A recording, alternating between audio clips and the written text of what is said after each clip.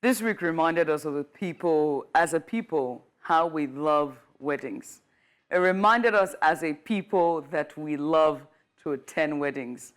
And this week has been no different. From hashtag Chivido 2024 to Crazy About Us 24, from saying, "Aww," to God when, to my personal favorite, God I beg, from jumping from one gossip blog to another gossip blog, from one social media platform or page to another social media platform or page, just so you don't miss anything. And even if you try to bypass it, not care for it, not even watch these photographs, the videos and pictures will pop up on for you. It will pop up on your For You page because of that little nice thing that Mark Zuckerberg exploits to the detriment of my social media presence or even my consumption, the algorithm. And Nigerian, when you think about Nigerians, you also think about weddings. It means glitz and glamour and style and unabashed display of affluence and wealth. But please, don't get me wrong, all right? I need to state this very clearly. I, for one, I enjoyed it all. I think it was a much-needed reprieve and break from how dire and dreary the Nigerian situation has gotten. So any opportunity to escape, sign me up.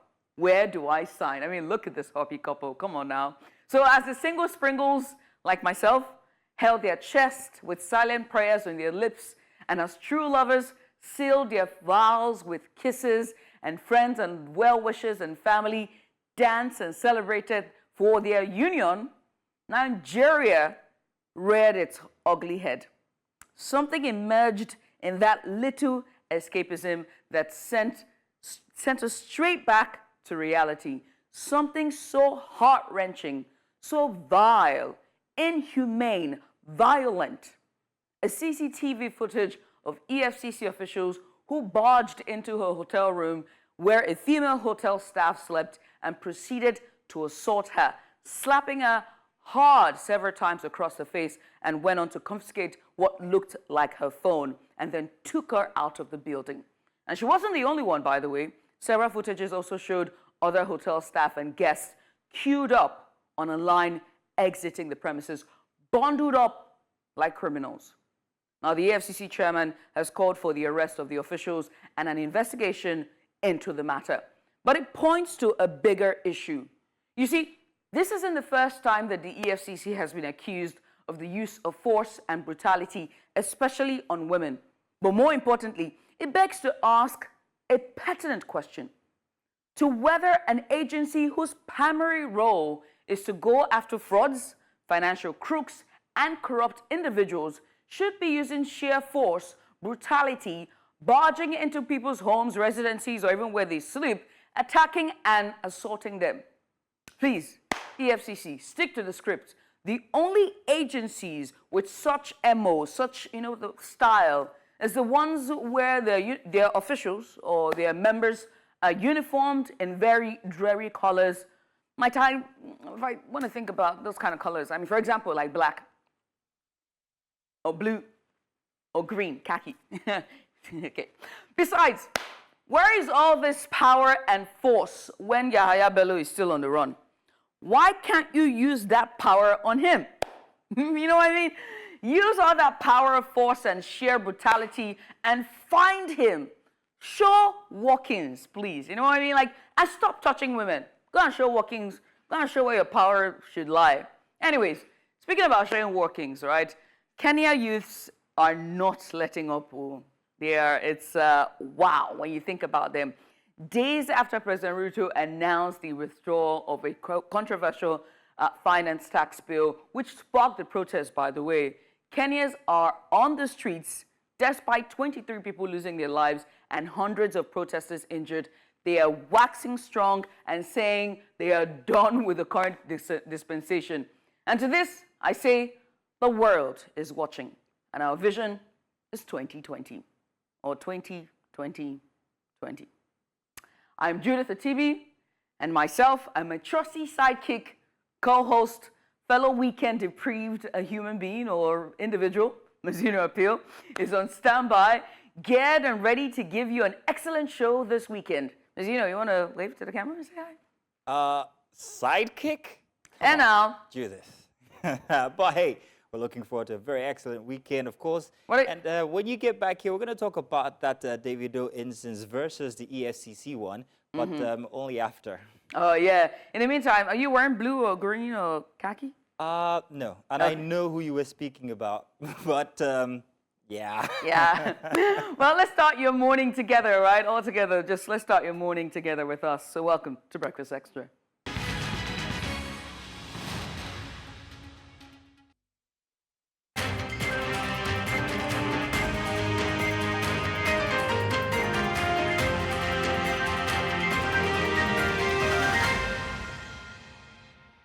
Once again, good morning and welcome to Breakfast Extra. We have quite the lineup for you this morning. And of course, we'll be analyzing some of the stories that she might have suggested inside of her monologue.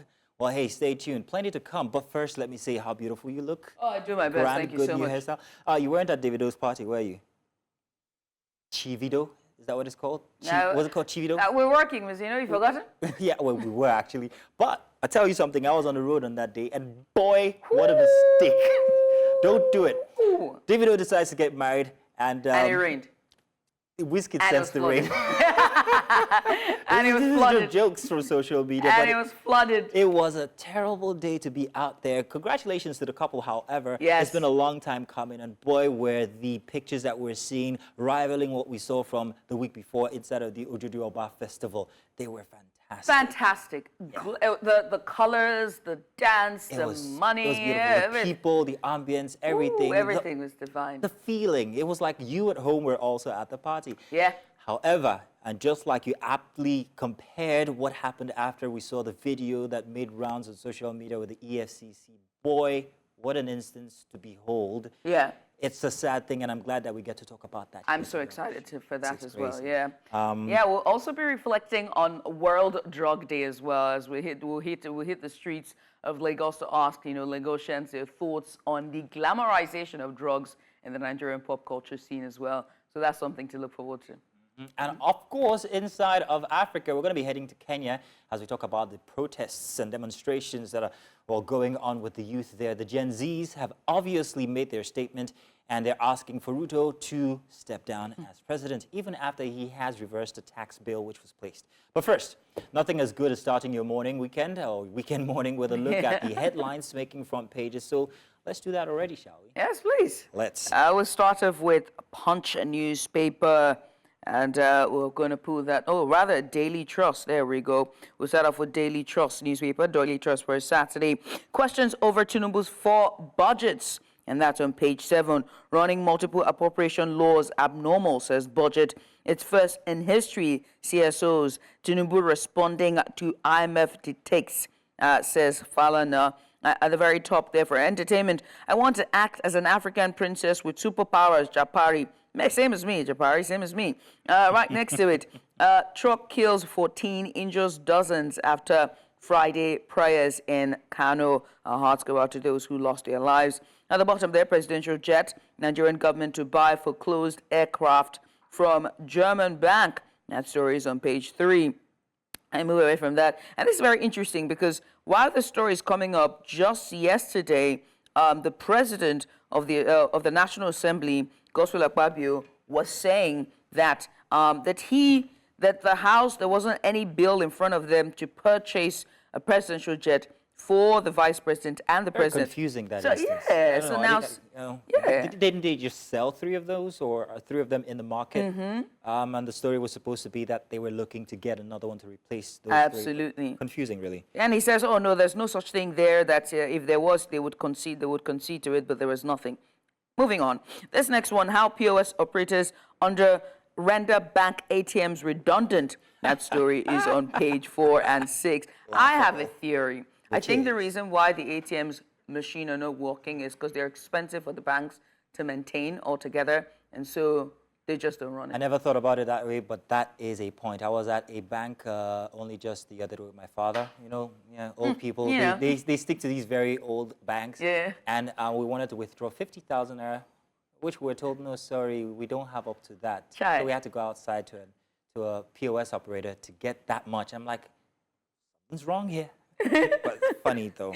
I know. Right next to it is wage payment based on state capacity on unacceptable labor. That story is on page 11. Meet the learned family of Malam Juro Dan Lawan of Gombe. You can find that story on page 10 and 20. And that's all on the Daily Trust. And then coming up next, the Saturday Independent is up next. House sponsors of herders insist on open grazing to grab land, security experts say, farmers reveal. And of course, the writers there, the practice has destabilized Nigeria's sustainable agriculture enterprise. Stakeholders tell why anti-open grazing law cannot be successfully implemented. Bishop Namo tells, and modern ranching will resolve crisis. DG, Voice of Nigeria. At the very top, NFVCB warns against production of same-sex pornographic films, and U.S. president debate. Mixed reactions as Trump floors Biden. Well, I saw that coming. He is a very intelligent, uncouth, but very intelligent person, Trump. Biden is slowing down. And I'm wondering exactly what the elections are going to be like. I will say this again. For the Democrat, this was all bad calculus on their part. 4 years ago, it was good. Now they just didn't calculate it well, and it's already too late. Way too late. Too late. Ogun residents ignore danger of explosion. Scoop fuel from fallen tanker. Not again, Nigerians. Come on.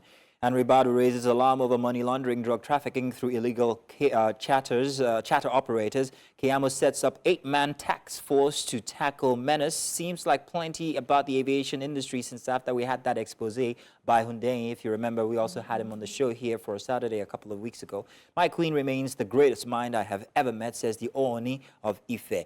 And minimum wage labor faults governor's decision to pay whatever they can afford. No, says labor.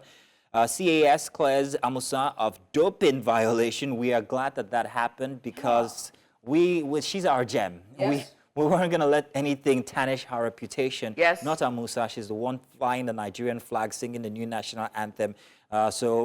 Indeed she is. Yes, she is. If anybody is sticking to the anthem, it's the athletes. It's the athletes. Come on now. Don't do that to our athletes. Please. Well, that's as much as we can take for the Saturday Independent. Moving on now. And we move now to the Guardian newspaper.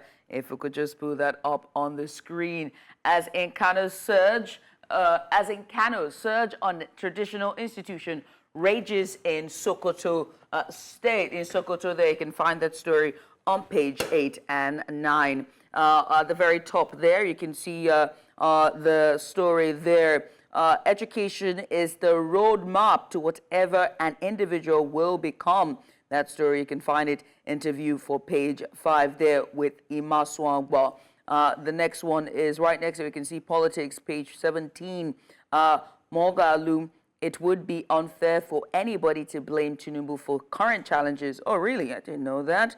At the very bottom there, you can see Kenya, the writing on the wall, inside stuff. That story is on the back page of The Guardian. All right, at the very top there, Nigeria will overcome present economic challenges, says Jonathan Lakpo Biri. You can find that story on page 2 as well. Governors cannot detect what to pay as minimum wage, NLC declares. That story is on page 2 of The Guardian for a Saturday. And on the Punch newspaper, which is what we have coming up next, we have this story here for the main headline. Minimum wage, Labour rejects governor's bid to take over negotiations. This is spread across all the papers. Just to tell you that this is a big deal coming next week. This is all we're going to be talking about as the states are vying for this. Like, hey, we can't afford it because of how much we don't get. Governors unfriendly, some states yet to pay 30,000 naira approved 5 years ago, says the NLC. States should be allowed to negotiate with workers, governors insist. At the top, CNN debate, Biden's camp manages poor outing as Trump supporters celebrate. Kidnapping spree, police upgrade tracking as 1,290 abducted in 2024. And right next to that headline, a beautiful picture of the Chividos, or rather the Davidos, or rather the Adelekes. It's good to see this because everybody kind of like came together. It was like the World Football, what's it called, for World Cup for Lagos, at least for Nigeria. In fact, for Africa. For Africans. You know, it was beautiful. At the bottom for the Punch for a Saturday, People tell me my wife is beautiful, visually impaired. Oh, that is so nice. Too cute. Very, very nice. Visually impaired lecturer. Amid brain drain, fake doctors wreak havoc on vulnerable citizens was bound to happen. And those criticizing me for not covering my head in Mecca are ignorant, says Oluo. And that's it for the Saturday Punch newspaper. We move now to The Nation, Saturday. And this time, it's the very first one that jumps at you there for the Saturday copy. Minimum wage, governors can't detect what to pay, says NLC. You can find the story on page 4. Accuses governors of hypocrisy, double standards. We'll negotiate our own wage, Jigawa governor insists. Fresh fears over standoff, impact of new minimum wage. Now, I have a theory, right? The NLC should not have called off the strike until they had something tangible, because now we're all back to square one. And moving away from that, now at the side there, Nigeria will overcome current economic challenges, and that statement there is from the former president, Jonathan. You can find the story on page 6. Right next to it, the very sad story that hits the Nigerian tech space. Friends and associates mourn ex-Konga CEO Nick Imodia share deceased last moments. That story is on page 7. Right next to it there, sexual assault. Appeal court affirms Baba Ijesha's 5-year conviction. That story is on page 2. Outrage over senators' 2023 polls vote buying confession. That story is on page 7. Rivers crisis. CJ transfers speaker's case to another court. That story is on page 3. At the top there, Tinubu signs executive order to slash pharmaceutical prices, zero tariffs, excise duties, VAT on imported inputs. That story is on page 6. On page 5 there, you can find this one on the budget. 2023 budget extension targets 100% project execution, and that's from the presidency. Action may worsen inflation, Nasima warns. And at the bottom, when you come to the bottom there, Mabek, Marine and Blue Economy emerges best performing ministry, and that story is on page 7. And that's all for The Nation on Saturday. Move on now to Saturday Times, and big headline, Rivers crisis. Guess who's waiting in? Patience Jonathan, but no, Wike rebuffs Patience Jonathan's peace moves as CUPP Cup alleges a plot to arrest reps member. This isn't going anywhere anytime soon, apparently. At the top, once again, another iteration of the headline from other papers about the NLC kicking against governor's stance for minimum wage, and this one's going to make you laugh. Wealthy men are making Nigerian actors appear lazy before actresses. Guess who's saying this? Oh. You don't know? No. Kanayo or Kanayo. Love this guy. Will make for a very interesting read on the Saturday Times if you pick that one up. Right under that one, still inside of Nollywood, I think. Harassment. Police, Lagos police calls Laide Bakare a liar. And about weeks after killing 5 soldiers, gunmen attack police and murder 2 again. Sad. The bottom of the paper here has this headline, 25.7 billion naira fraud. Supreme Court affirms ex-bank chief Atuche 6 years in jail. Frees army sergeant from death sentence by military court. And tenure of 6 FCT area council expires June 2026, SINEC clarifies. And politicians don't come near entertainers in laundering Nigeria's image, says Isaac Izoya. Let's see. How true is that? Politicians versus entertainers. That the calculus isn't adding up. Math isn't. I think we should discuss this one time, eventually. Let's leave the shores of Nigeria or the borders and move now to Malawi with Malawi news there. The very first one that comes at you, court dismisses gay laws case. While other countries are bothering about inflation and minimum wage, other countries are concerned about gay laws. At the top there, national government has 6 months to recruit new ACBDG. That story is on page 6. Opinion, 60 years on, we have no terminal. That story is on page 6 as well. And when you go down to the very bottom, Ton's government faces public judgment. You can find that story on page 3. And I think that's all for Malawi here for the Malawi news. Come with me as I take you to Zambia. Daily Nation is the paper. Failed promises PF to blame VIP. Vice President Mutale Nalumango tells Parliament that only a person from outer space can question why UPND has failed to fulfill its promises because, according to her, the PF had messed up the country. Not my fault. Ask them. Zambia, a shining example of democracy, says Nsuyi. And at the very top, Miles goes a mile. Aborts a decision to expel 7 PF MPs. At the bottom, Third Force gives birth to new political party, and GRZ vehicles being used for campaigns, says CCMG. These might be a bit obscure to us, but I'm sure to our African counterparts, especially from Zambia, they get the full story. Now, People's Paper, that's the Daily Nation. That's all that we have from that front page for this morning. Yes, indeed. And this time we move on to the Saturday Nation. And the very first one that comes at you is 14 hours of terror. Really, really sad there when you look at that photograph there. At the very bottom, it says, as the police scramble to contain an orgy of violence and looting in Rugai during the latest protests, eyewitnesses say officers unleashed an unfold wave of brutality for hours with bullets and beatings leading to death and injuries. That story is on page 2. At the very top there, blow to 46,000 junior secondary school teachers seeking permanent jobs. You can find that story on page 9.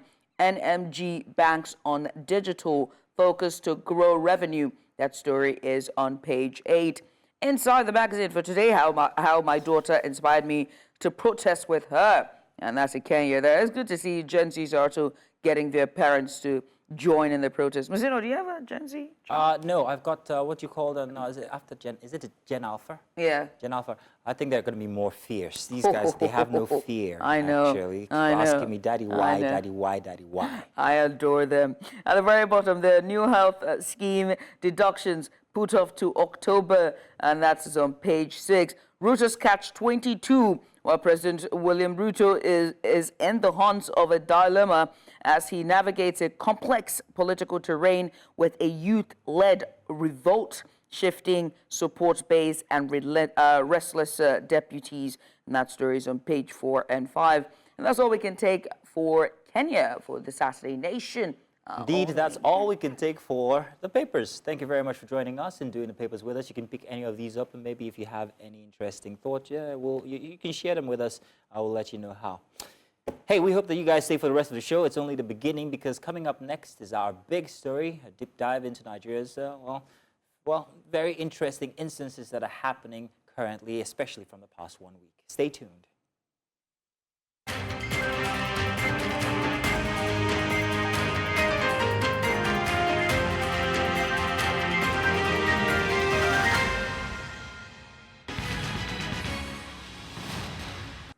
It's time to bring you a big report for the week. Over the past 3 years, the battle against illicit drug use and trafficking in Nigeria has intensified.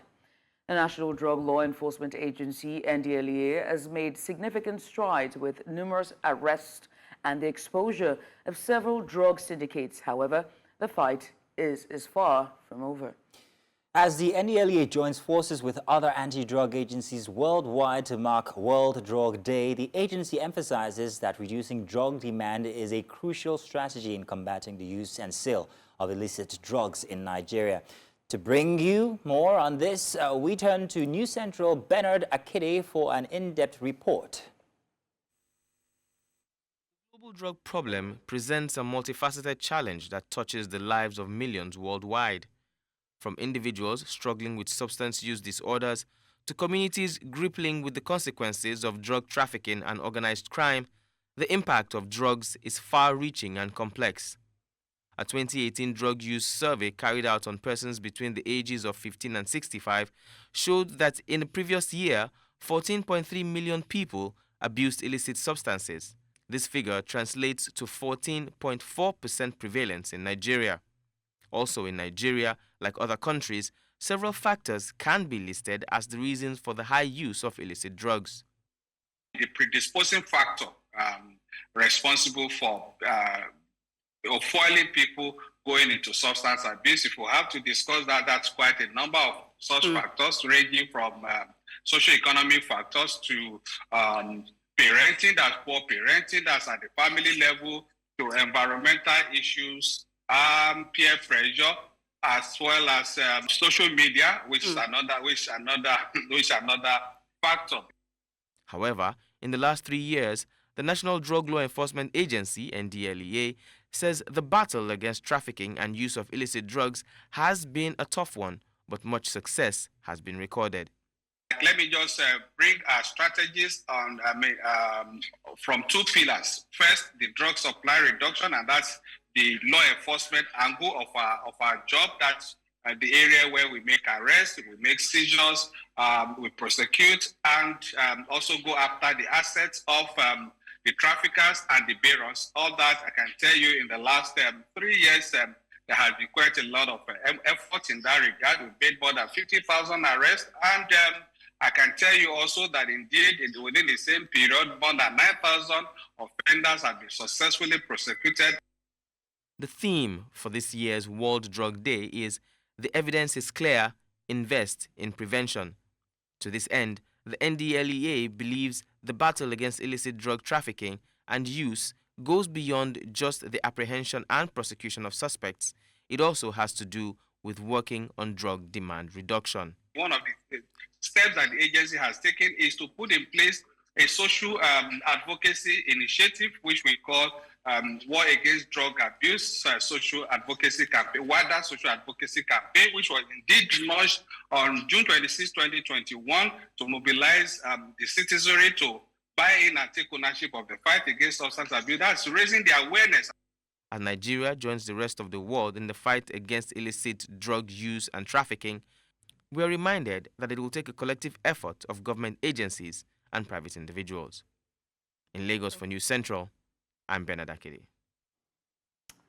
And that insightful report there is from Bernard Kitur, who joins us live now to go further into this topic. He joins us live via video chat. Bernard, a very good morning to you, and thank you so much for coming on the show. Good to have you on, Bernard. Now, Bernard. Good morning, lady. Good morning, gentlemen. Always looking dapper, the both of you. Hey. We do our best. I'm trying. He was referring to me, Judith. Sorry, no vex. I do my best. But Bernard, let's talk about this National Drug Day. Based on your report, what are some of the most significant achievements that you could say that the NDLEA has achieved in the past 3 years? And be honest, please. Right. I think for me, what we get to see on social media more often than not is, the NDLEA apprehending people, making drug busts and all of that. But I think one thing is very, very important, and something that touches me so much, is the advocacy and the spread of information that the NDLEA is doing, particularly from the grassroots level. And largely, when I say grassroots level, I'm not talking about local communities now. I'm talking from the schools, basically. I've seen videos, and the gentleman in that video you saw, Femi Babafemi, who's the spokesperson of the NDLEA, was able to explain to me that they go to schools, they go to communities, they go to young people, trying to explain to them the dangers of illicit drug use and drug abuse. And not just that, also explaining to them how some of these young persons, unfortunately, are unaware that they are being used to traffic and to peddle drugs for little or nothing, or little or no money. Sometimes, because of their ignorance and naivety, they get for some of these illicit activities. So I think one of the things, amongst so many things that the NDLEA is doing that has really touched me, that I think will go a long way, is starting from the young ones, starting to, basically to sensitize them about trafficking and drug use, because that largely is where it starts from. In this past week alone, on my way home, I've seen 2 cases of young people, probably in their teens or early 20s, standing on the road, maybe homeless, I don't know, but you see them stunned, almost just stunned and stuck to wherever they were standing there, clearly from the influence of drug use. And these are young boys, so I think pushing this information, making sure that it percolates down to the young ones is quite applaudable. I'm so glad you talk about the youngsters, because we're going to do a piece later, and this time it's going to be the intersection of the glamorization of drugs in our Nigerian pop culture, because that's a conversation that needs to be had. But in the meantime, let's talk about challenges, right, with the NDLEA, right, which was one of the things you highlighted in this report, but for the benefit of our viewers, help us, talk more on these challenges. What challenges does the NDLEA still face in its effort to combat drug trafficking and the use of it? All right. Now, before I talk about the challenges, quickly, let me not undermine the fact that the NDLEA in the past 3 years has made quite a number of arrests, quite a number of drug busts. We see that on LinkedIn and some other social media platforms, and they send it to our station as well, so we follow. Now, one of the major challenges, and I'll first explain this using an African proverb that says, when the bird learns to fly without perching, the hunter learns to shoot without missing. Bringing this into perspective, drug traffickers have, over the months, over the years, learned to improvise several new methods by which they move these illicit drugs, they peddle them, they traffic them, they sell them. According to information I got from that gentleman, again, from that video you could see some put drugs in gas cylinders, some in water tanks transporting them, some in the body parts, the chassis of vehicles, in tires, right? And then they seal the tires, and these are not tires that they put in the trunk. The tires are actually rolling, so one of the biggest challenges for them, first of all, is getting information and then being, would I say, very, very thorough in their searches. You have millions of people moving across the country. Already Nigeria is a country of over 200 million. Millions of people moving across the country, and at airports, at seaports, some of these things we get to see on TV where they stash these drugs in certain places. One of the basic challenges is knowing how to always keep up with the new gimmicks of drug traffickers, that's one.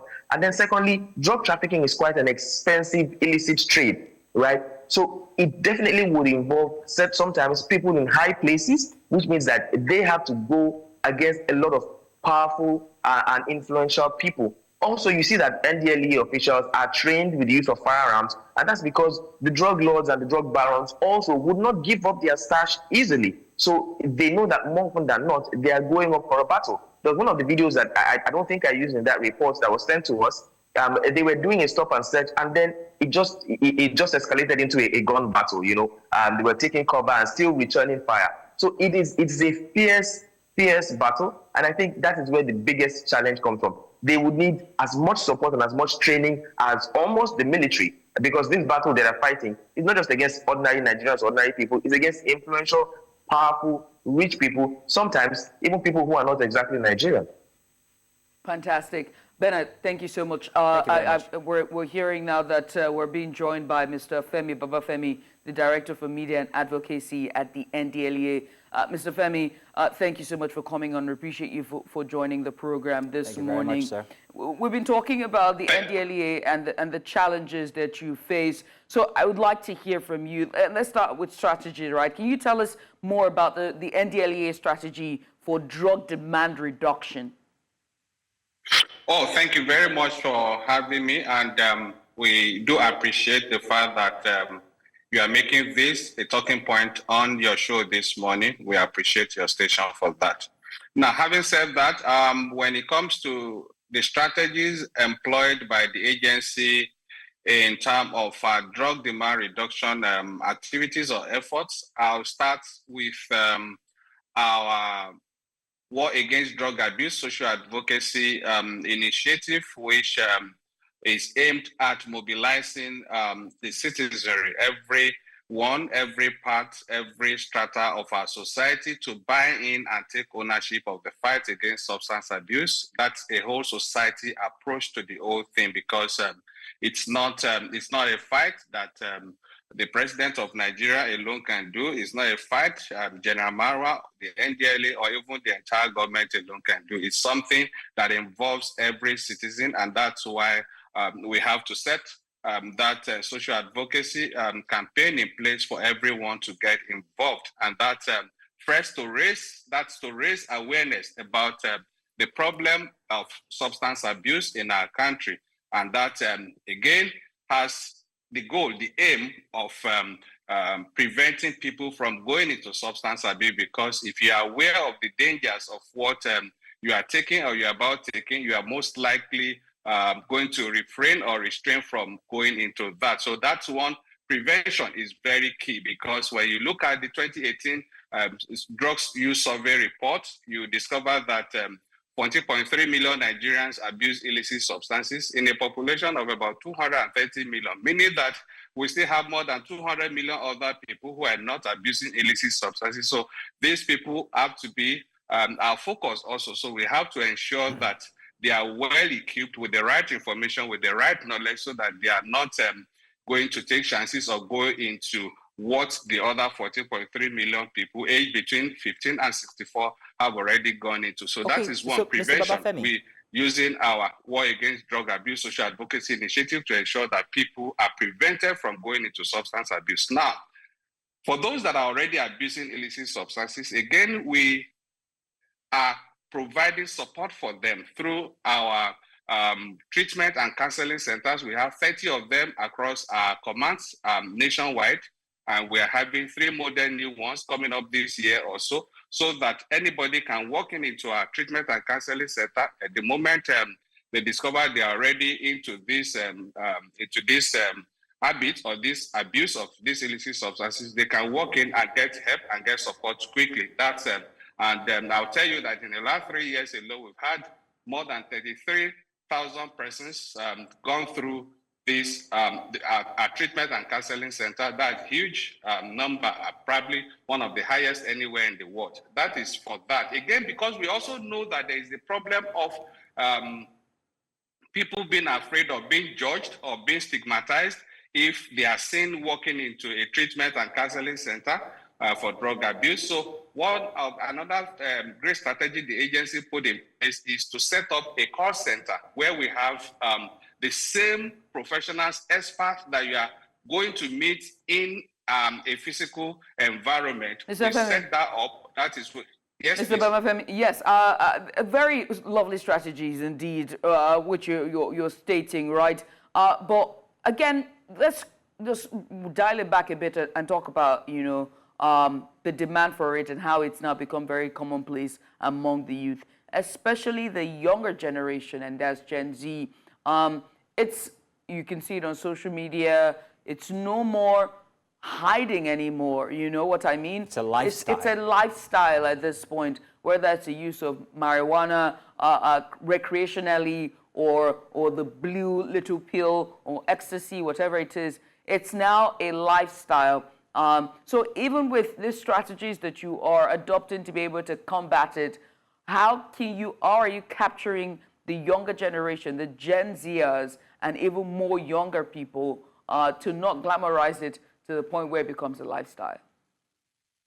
All right, thank you for that. You are most likely talking about the predisposing factors, the factors that fuel our young people, especially the young minds, the Gen Z, the millennials, and from going into substance abuse. You have quite a lot of factors responsible for that. And in our approach, again, to resolving those factors, we also have to go back to the reasons, the causative factors. First, parenting, poor parenting. We have to start because the family unit is the smallest unit of the society. So we have to go back to the family unit where this problem actually starts from.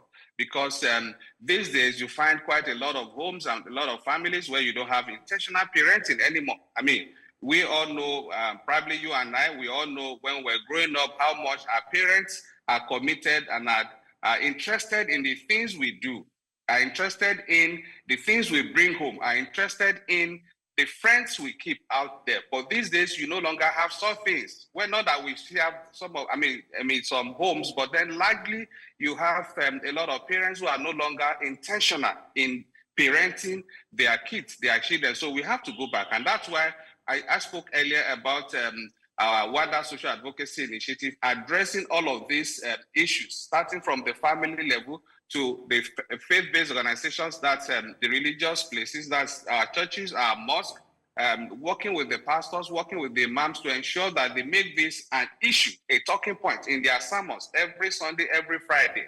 Now, beyond the worship places, we also take this to the workplaces, to the traditional institutions, to get all of them on board. Apart from the family unit, we also have this same issue out there in the society, that is peer pressure. And also, if you trace this, you will see it goes back again to the family, because when a lot of kids go out there, they don't have good parenting from home, so they are susceptible to falling under the pressure of their peers who are already into substance abuse. And that's one of the reasons the agency on June 26th, Wednesday, launched the Save Our Families campaign to get parents, to get everybody in workplaces and all of that to get involved in the process of early detection through testing.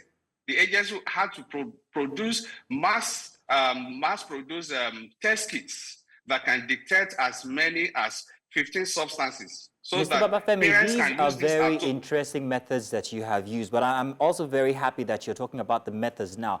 But I'm going to talk about these methods as against the visuals that we're seeing by the efforts of the NDLEA. When it comes to arrests, we see that there's plenty about a certain class of people. We see plenty of visuals from stop and searches. We see rudimentary, makeshift methods that are being used to make these drugs. However, the Minister of Aviation only this week came out to tell that there are certain activities going on in our Nigerian airspace where planes are being used to actually make these transactions happen and ferry these drugs.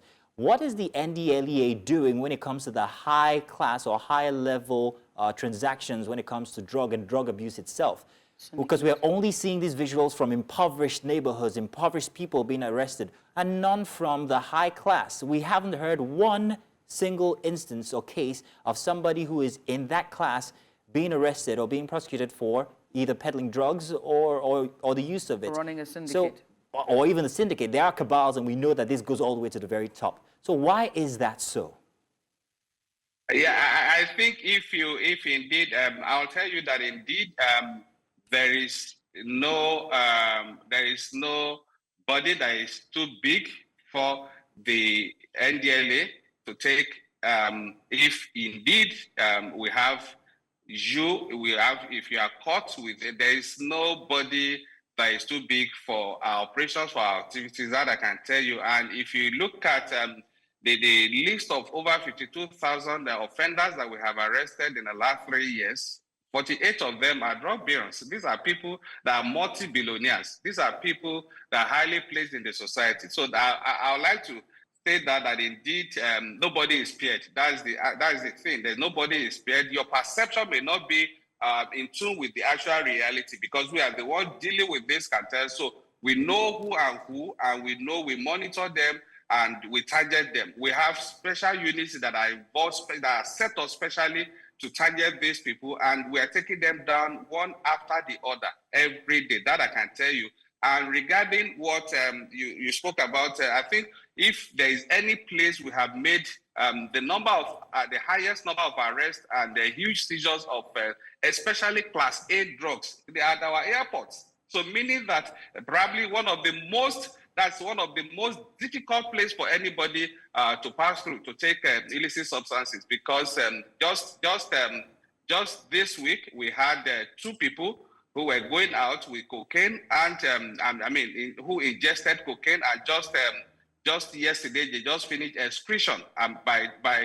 By tomorrow we would be releasing a statement on that. So indeed we arrest these people almost every day, almost every week at our Mr. airports, Babafemi. at our seaports. All right, Mr. Babafemi. Yes, please. I'm going to turn now to our correspondent, Bernard, who actually put together that package. Bernard, while you were putting together this package, did you identify perhaps maybe any avenue for people who perhaps want to whistle blow on certain instances that they might have noticed? And how safe are they if they do? Was there any instance, though, did you come across anybody who needed to but couldn't because they didn't want to get perhaps maybe attacked after? Well, I didn't go into whistleblowing concerning that particular report, but I was able to speak to a few people to ask how they would like to, if they have information about drug trafficking and drug use, how they would like to make that known to the authorities. That's talking about NDLEA. And one thing I found out, I spoke to 2 to be quite precise. Some people are actually would I use the word, afraid in some cases. And well, you do know that when it comes to whistleblowing, more often than not, people want to be careful. But I think I stand to be corrected. Anyway, Mr. Femi is here to respond to that. I think that the NDLEA does have an avenue where whistleblowers can come forward and still remain anonymous, where their identities will be protected. But from what I was able to gather, the two people I spoke to, they seem to show some level of fear, saying the fight against drug abuse, clearly, like Mr. Femi has also stated, is quite a tough one, and that they will be scared to come forward if they had information. So I think it's something that Mr. Femi would probably want to respond to. Again, I do believe that there is an avenue for people to whistleblow, just that some people may be scared for their safety in that regard. Right. But, Mr. Femi, while you're answering that question, let me just add another nuance to it. What if it's somebody who wants to report a case of, say, an addict, for example, who needs help, or, wants to report a case of suspected, trafficking, but doesn't want this person to, maybe they might be doing it because they need money, or they are addicts themselves who also need to feed into that, addiction. Help. Feed into, so how can they whistleblow and not be persecuted or taken to jail, but instead be given help? Absolutely. We have very clear anonymous channels that people don't have to, just like Bernard said, you don't have to, we are not interested in your identity, we are not interested in your location. All we need is the information. And I will tell you that the agency, our operations are 100% intelligence-led. And that's why we've been able to achieve quite a lot when it comes to this regard. That is getting these people, because most times they are also shocked to their marrows how we get bust into their homes, bust into their warehouses, or even pick them on arrival at our airports or at the point of departure from our airports. All of these are intelligence-led. So indeed, Nigerians are open. We are open to information from Nigerians, and I'll tell you that, like I said, we are not really interested in your identity. You are covered. That's why we have that toll-free helpline that anybody can call, apart from the toll-free helpline, which is 0800 10 20 30 40.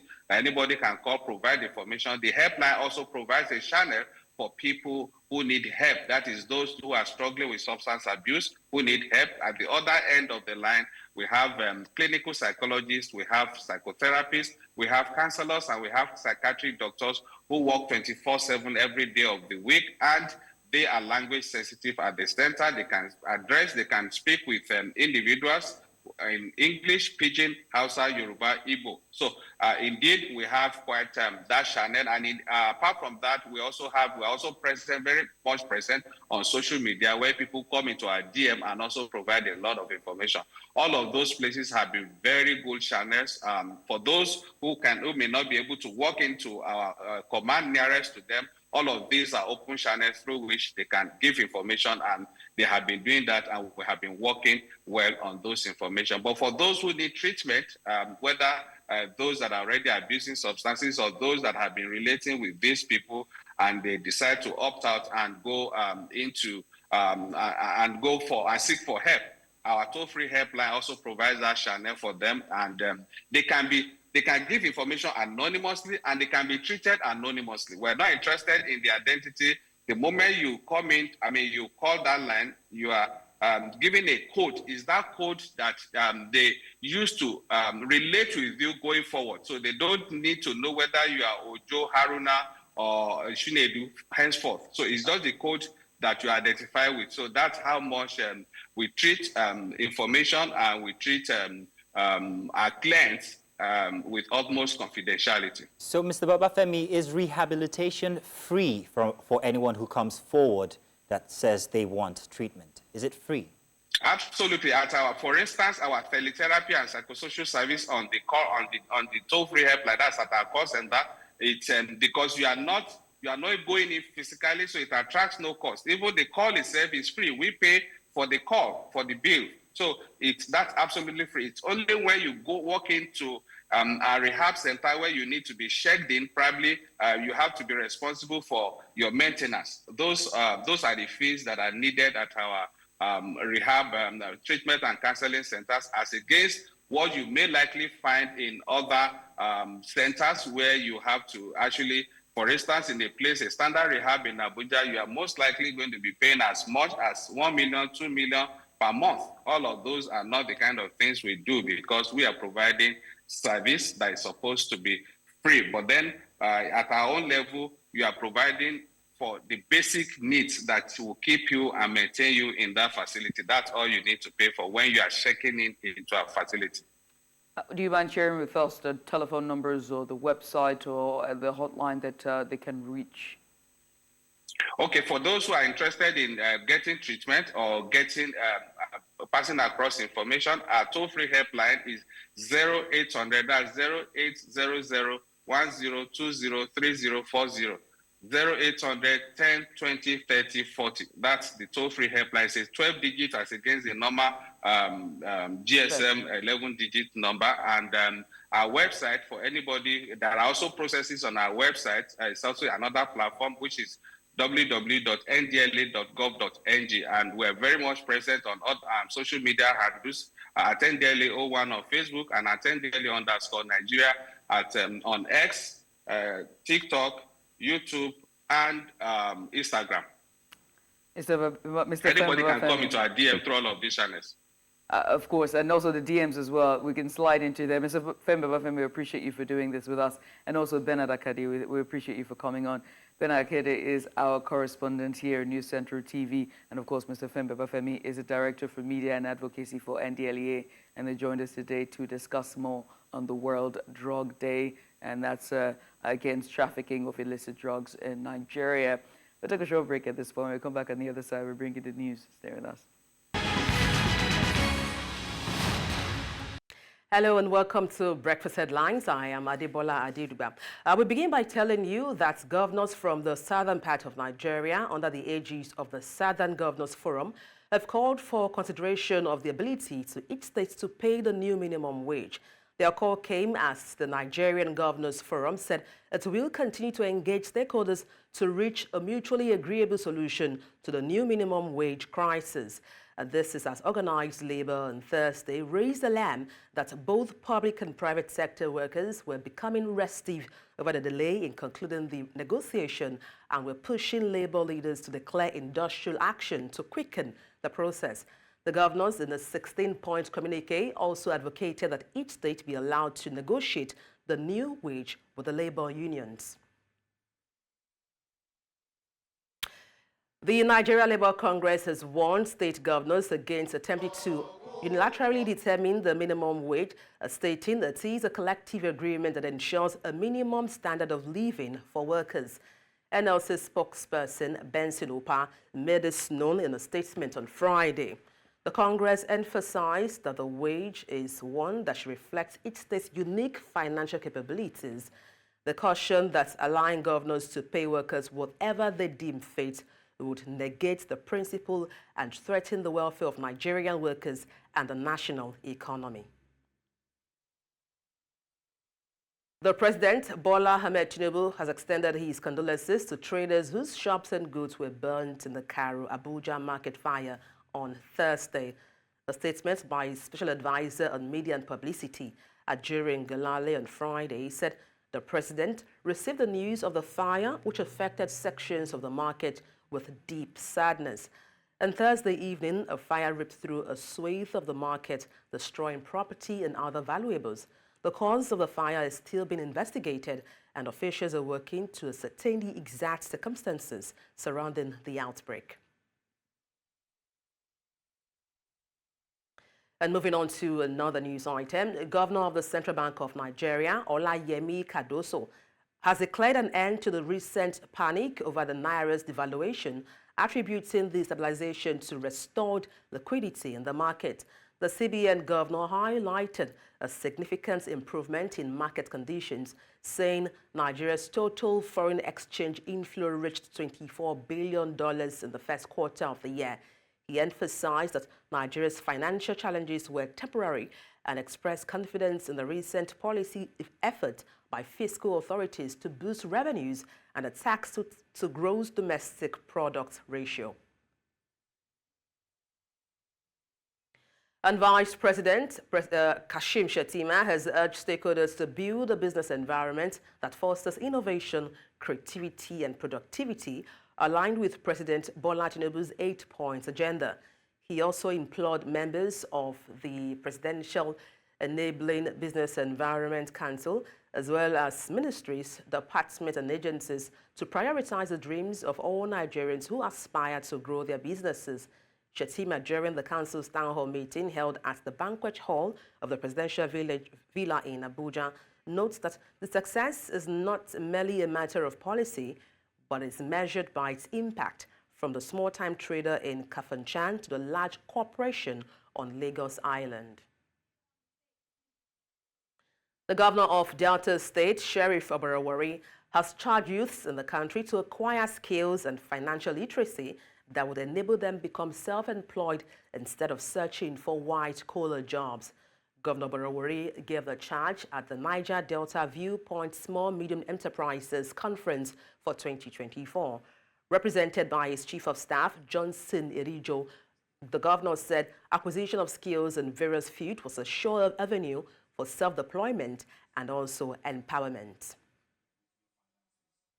The time has come to win our people, especially the youth, from sole dependence on government for the provision of all human capital development mechanisms, especially through white-collar jobs. Government alone cannot employ everybody. It has therefore become necessary to train our people in various areas where they can become entrepreneurs, grow their businesses, and become employers of labor.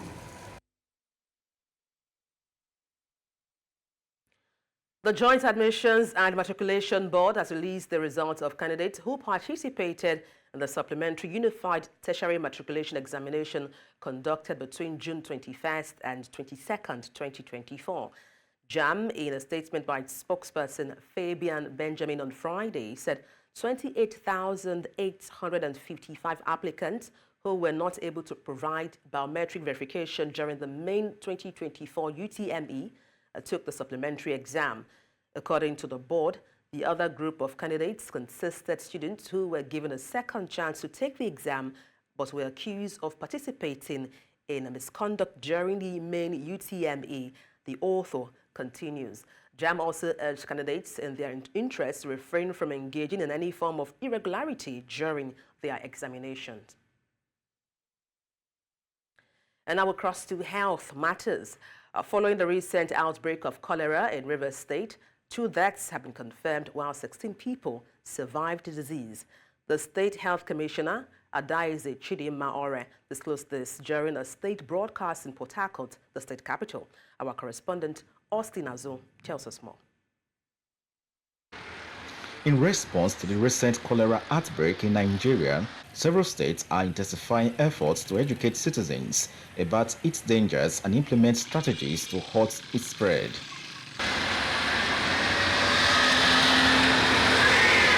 Rivers State Health Commissioner says in the last 4 weeks, 2 fatalities have been reported in Adoni local government area, attributing the death to symptoms strongly indicative of cholera. While there are currently no active cholera cases in the state, the Health Commissioner emphasized the importance of maintaining good hygiene among residents. Cholera remains a major public health concern, particularly in sub-Saharan Africa. Nigeria, and indeed Rivers State, have not been spared from sporadic cases of especially short-lived rural outbreaks. Regarding the past 4 weeks in the state, we have had about 16 suspected cases of acute watery diarrhea across 3 communities in coastal areas of Andoni local government area, with 2 associated deaths. The scenario was rapidly resolved, and 2 samples tested positive for cholera by a screening tool with a rapid diagnostic test kit. Rivers State is the 4th state in South Nigeria to have recorded the outbreak of cholera and casualties in the region. In Port Harcourt, for News Central, Austin Azu. In North Africa, incumbent Mauritanian President Mohamed Al-Chike El-Ghazouani says he will be the first to bow to the outcome of elections when the results are out. El-Ghazouani made this known during the end of his campaign rally and said if re-elected, He will repair all injustice and heal all the wounds of the past. 7 candidates are running in Saturday's presidential election, with incumbent El-Ghazani the favorite to win a second term at the head of the vast West African nation. نريد وحدة وطنية خالصة وحقيقية تجبر فيها مكوناتنا الوطنية كاملة وفئاتنا وشرائحنا الاجتماعية كاملة نفس المكانة ونفس المنزلة ونفس الحقوق ونفس الاعتبار.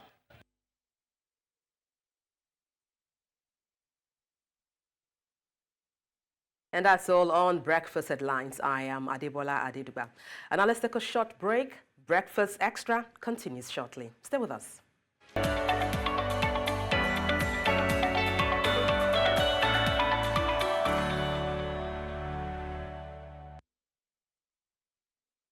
Welcome back to our Extra Special. And today's Extra Special, as we explore the financial workings of Nigeria, especially the budget of all 36 states in Nigeria, through a comprehensive analysis provided by the civic tech organization BudgIT.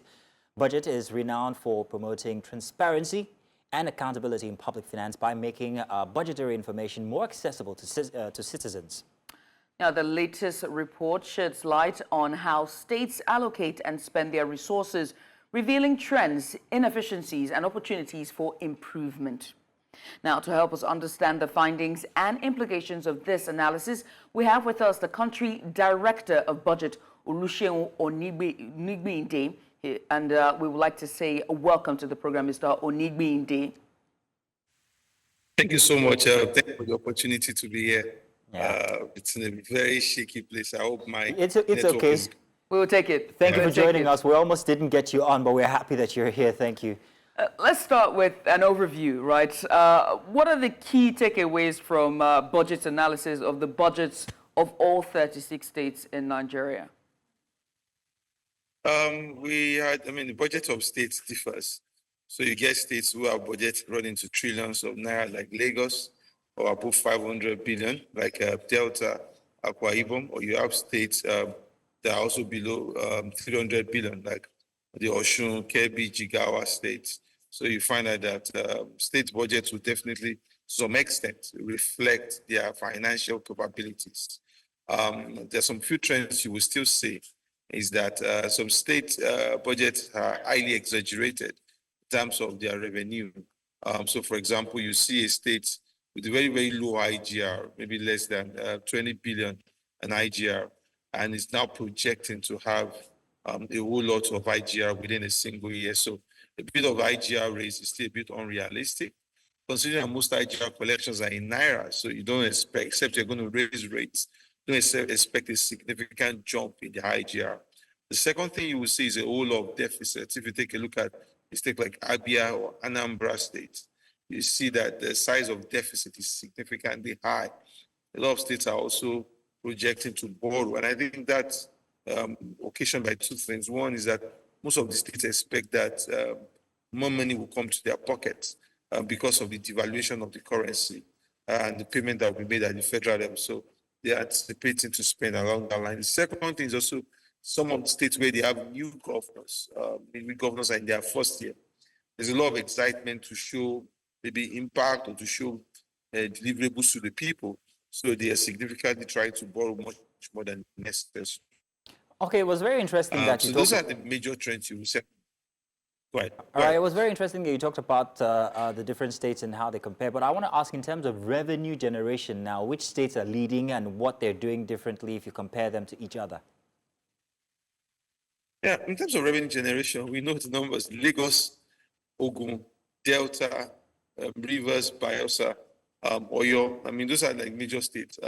Akwa Ibom. So state leading one is like in Lagos, where you have a significant revenue coming from the high GR. Lagos State had over 600 billion in high GR last year. They are projecting around 1.2 trillion naira this year. So it's going to see how they want to move from around 650 billion to 1.2 trillion naira. You have a state like Ogun State, also at Nigeria, around 110 billion naira, projecting around 240 billion naira. So then you have the oil producing states that get significant amount of money from the derivation funds. So like Bayelsa, Delta, Rivers, and Akwa Ibom. Those 4 states alone get around over 2 trillion naira annually from the federal purse, in terms of revenue. So they're also projecting high, as much high as possible. So that is the situation where we are. A lot of states are projecting high revenues. That's supposed to now redefine how we see the landscape. But a lot of states also don't have a lot of revenue. Let's forget that this is a budget, it's a projection. So you can write whatever you like in the budget, like the previous governor of Cross River used to do. But the reality will show up at the end of 12 months. Now, can you tell us which states are performing least in terms of revenue? In terms of least now revenue, most of the states you find is Jigawa, Gombe, Bauchi, Ebonyi, also maybe Zamfara. Those are the states with the least level of revenue. Then you go to the mid-tier, because Jigawa, for example, here is projecting, if you as well, the Gombe also 99 billion, IGR of 23 billion. Jigawa is doing an IGR of 50 billion. That doesn't sound highly realistic. But a lot of people are projecting also high government share of FAC. But as you can see, Jigawa is projecting a deficit. That means it's trying to borrow 122 billion. So the significant trend we see in the state is that some of them, the amount they are projecting in terms of deficit borrowing is relatively too high compared to their revenue. And those are the states with the least revenue. Ekiti also has a very poor level of revenue, especially the fact that they have a small population. They don't get a lot from FAC relative to others. Yeah. Let's talk about allocations, right? And especially those allocations that would impact public services and critical sectors like education and healthcare, which is very important, especially healthcare and education. Which states are investing more in terms of allocations, and which states are least investing in critical sectors? Yeah, I mean, when it comes to critical sectors, it's a different game entirely. But what you say is that most states, the significant allocation goes to works and transport ministries. We still, our data still shows that we still have few states investing in health and education. An average state invests less than 10% of its budget on health and education combined together. So there's still a huge challenge in that regard, because you want to know that the bedrock of primary and secondary education system is founded on the state. So it's still very, very sad that a lot of states are not investing, but most people, you still see a lot of significant investment. Two places. One is works and transport, and also a lot of states buying cars, because maybe possibly this is their first full budget. There's so many money investments in buying cars and buying a whole lot of things to support government in terms of overhead. It's a bit worrisome and troublesome. And I think we're coming with a report very soon to show how much states are spending on cars or across over time. It's very interesting that you mentioned Ekiti as one of the least performing, but the Ekiti state has always been known as one that invests plenty inside of the education sector. So I'm trying to reconcile that. How come this is so? Aren't they producing anything at all? I mean, when I mean least performing, I'm talking in terms of revenue, and sometimes you don't have surprises. Or you don't have what I would call, you don't have miracles when it comes to revenue. You take it incrementally. You activate levels of productivity for your revenue grows. So shown in that sheet, the IGR is around 22 billion naira per year, over the whole year. So, and I think that's a relatively realistic. Puts them around less than 2 billion naira per month. I think they could be a little bit more ambitious than that.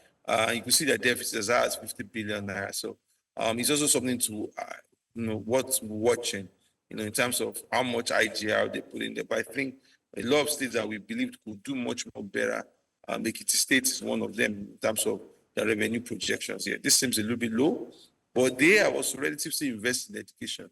But because if you want to look at investment in education health, you need to look at it from the percentage level. It's about how big your quote is, what you cut into size. So you cannot look at it in absolute figure levels. So some states like Delta that's still underinvesting in education significantly. A lot of spending is on roads and on infrastructure. So it's so important that states also start paying attention to things like this.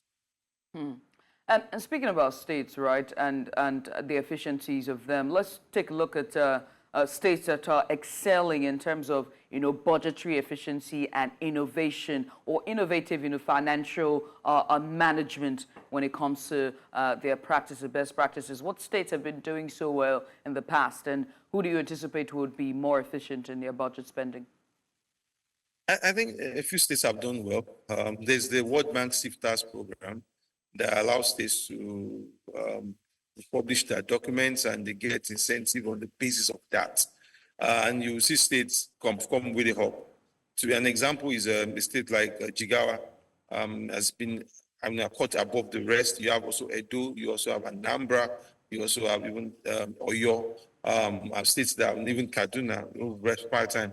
The challenge of some of these states also is that the type of debt that you take, it also matters, because a lot of states that have heavily taken external debt in recent times, have faced the brunt. For example, you go borrow at 400 billion naira, at 400 naira to $1, then you're now paying back at 1,500 naira to $1.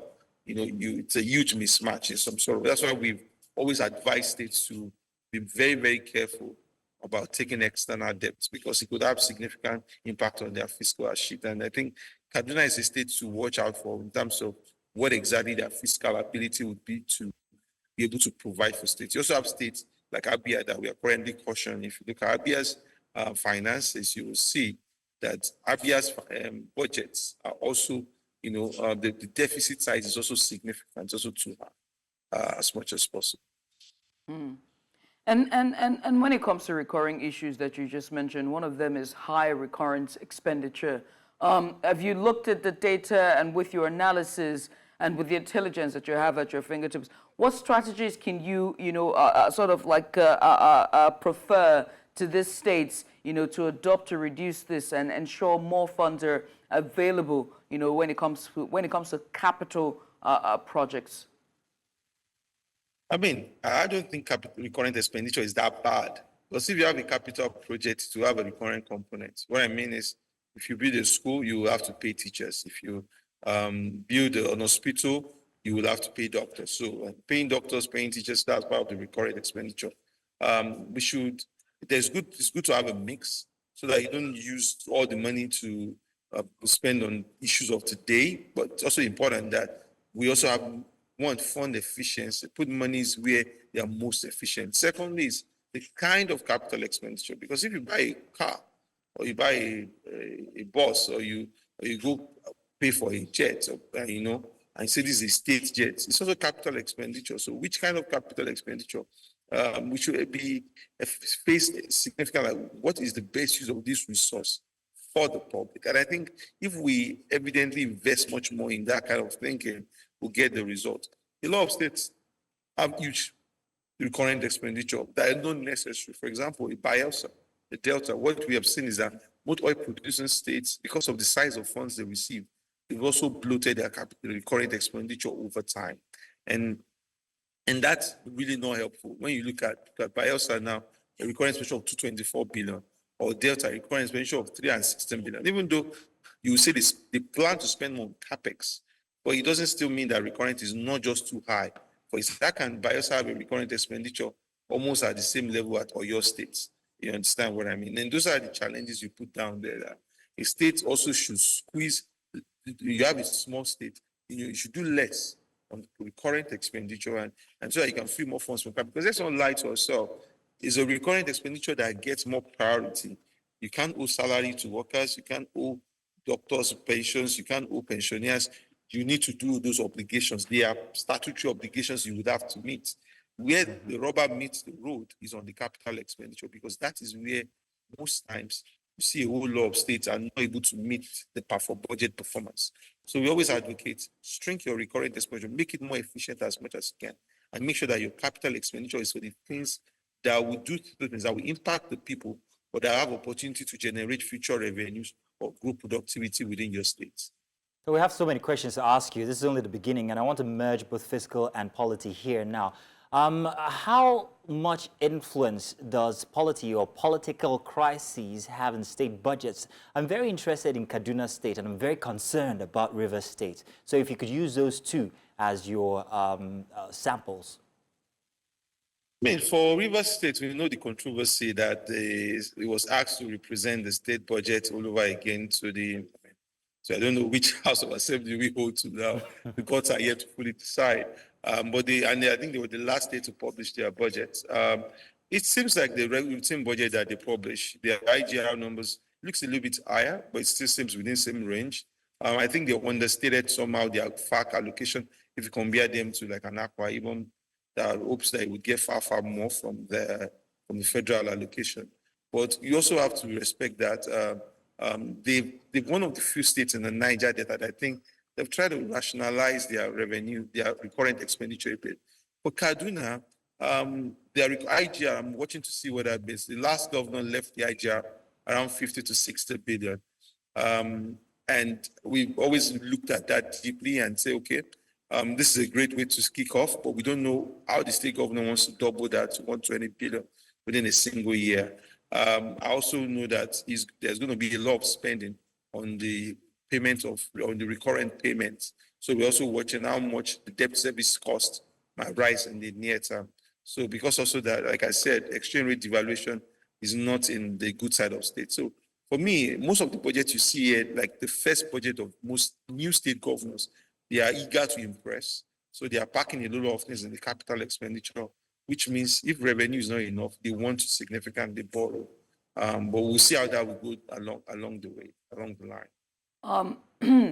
Oluseun, there's been a lot of, when you look at the Governors Forum regarding the proposed minimum wage, the very first number, which was 60 and then 62,000 naira, the governors claimed that they could not pay at state level and would go bankrupt if they attempted to pay. But from the data, right, and from the analysis, do you think that the states can afford to pay this amount of 62,000 naira to state civil servants? Interesting question there. Let's go. Yeah, it's an interesting question. Number one, I feel some states can pay above 60,000. I believe that some states can pay 60,000. I believe that some states might not be able. First thing to consider is the cost of living within a state. So we have to first be honest about that. Lagos and Zamfara do not carry the same cost of living. The second thing is also to look at the size of the civil service. There's some states like Oyo or even Rivers, legacy states within regions, Enugu, Kano, Kaduna, that carry significant civil service or civil servants. So they also be very clear that the size of the revenue will be critical at the end of the day. I think every state should at least be able to pay 50,000 naira on the minimum. Okay. So let's now ask, how can states improve their budget transparency? You also just noted that, or from earlier noted that states would often want to impress. But how can they improve their budget transparency and accountability to foster greater public trust and also perhaps practicability or participation? Yeah, I mean, we've started, we have the State Fiscal Transparency League. There's a table that we always publish every quarter that shows the performance of states relative to transparency and accountability. And we have states like Jigawa, Edo, Anambra at top of the pile. What we keep saying is that that is not a proof of anything. That is not the reality of anything. So we're very, very honest about that. It's not the full answer. Transparency is a huge spectrum. So we're very, very clear around that. So for me, I think that what states need to do is just be honest with themselves. Because you could be transparent about waste. You could be transparent about abuse of public resources. So if I publish the numbers, it does not mean that I'm doing the right thing. It's also very important that states remain very accountable. Understand that public resources are limited. Understands that there's also a limited time to deliver the goods of the people, and they need to put everything in the works to ensure that they serve the people properly. Yeah. Okay, there's this instance that's happening. I don't know if you recall that the Senate resumed plenary, and this was on Thursday, and they extended the capital section of the 2023 supplementary budget. Now, what this has resulted in is that there are 3 budgets running concurrently. One from the Muhammadu Buhari tenure, Bola Ahmed Tinubu's one, and then another one, which is a supplementary one, all to run concurrently. What's your view on this, and how would this affect with allocation or revenue or participation? I mean, the budget has also come out to condemn it as well, so we'd like to get your take on this very, very quickly. Yeah, I mean, it's a shame. Let's be honest with ourselves. It's a huge shame. I've not seen that happen before anywhere. I mean, that you have likely going to have 4 budgets running concurrently. I mean, and it's just because it looks like the president tries to get a grip of his monetary policy through the CBN. Well, on the fiscal side of things, that the Ministry of Finance, the resource authorities, and the presidency are supposed to have much more control over. They don't seem to get that right. Look at customs. There's no policy on customs on the exchange rate. It's more like get as much money as we can get from the people. There is no strong fiscal policy on about budget efficiency control. The 2023 budget was riddled with a whole lot of waste and a whole lot of errors. Then you have the supplementary budget that also people said were more about refurbishing the State House, buying vehicles for the First Lady, changing the State House in Marina. That just didn't show a lot of promise when it comes to investing in the people. You have the 2024 budget to correct that. Then you still made the errors. The National Assembly member talking around 2.2 trillion naira worth of items in the budget, and the whole budget agencies were doing things outside their mandate. You have a new budget office DG. At least you give him time to advise you on what to do, but you just don't do that. What you were supposed to do is, if you have items in 2023 budget that are not funded, or items that you think you want to continue to fund, then you bring all the items together, then you put that in the 2024 elite supplementary budget. So you have 2 budgets running. You have the 2024 budget and the supplementary budget. You don't extend the shelf life of the budget should not be 2 years. And this is when maybe we need to push back on legislation around the budgeting process. That the budget should stay and remain within the fiscal year. Because what you are creating now is a whole lot of confusion, where people can now go back into the 2023 budget, look for items that benefit their own personality, and start trying to implement that. I think the National Assembly did this country a great service by not pushing back heavily on that situation. And you find people who came up, who spoke up. I mean, Honorable Kingsley Chinda, Honorable Dugua, spoke up that this is an anomaly, this is an unprecedented anomaly. But at the end of the day, the National Assembly did not resist. They should have pushed back to the government presidency. If there are outstanding budget items in the 2023 budget that you think should be implemented now, give us a list of them, add them to your supplementary budget, bring it back, and they would approve that for you. Not you saying the old blanket 2023 budget, either supplementary or full budget should be implemented. I think that's really, really a terrible practice. And we'll continue to condemn that. We'll make our positions known to government, and we'll tell them that this is just an unfortunate spectacle. Yeah. Well, Mr. Oluseun Onigbinde, it's been wonderful having you here, just, giving us very in-depth analysis on the state's budget. It's very, very amazing. And it's very confusing. Very confusing as well. Because not everybody knows about what's happening. Yeah. You're just giving us some very good highlights on the detail. And also many thanks to, and kudos to the entire team at Budget to always continue to stay on top of it and give the data and show transparency to the people of Nigeria and hold power accountable. I think it's very important. Once again, many thanks. I know you have a flight to catch, so we'll let you go now. Thank you so much. Thanks so much. It's a pleasure being here today. Thank you. Thank you. That was very interesting, Judith, I must say. Yes, First it is. There's so much we do. Oh, wow. Let's get started. Thank you very much, Budget, by the way. Yes, thank you, Budget. Very comprehensive. We move now to Perspective. We had an earlier topic on World Drug Day. And here inside of Perspective, as you know, we explore critical issues impacting the world. And that was one of them. Wednesday, June 26th, the world commemorated the International Day Against Drug Abuse and Illicit Trafficking. That's a day set aside to strengthen action and also cooperation in achieving the goal of a world free of drug abuse. Now, to that effect, We would like to turn our attention to the growing concern of drug abuse, which we started since the past hour, and the glamorization of it by the Nigerian pop culture. So from music videos to social media, the portrayal of drug use as it's been glamorized it's now become as glamorous and trendy and has profound implications, especially for the younger generation. And so, in recognition of World Drug Day, we took to the streets of Lagos State to gather first-hand insights from the public. And we asked people about their views on how drug abuse is depicted in Nigerian pop culture and the potential impact it has on our youth. Let's hear their perspectives.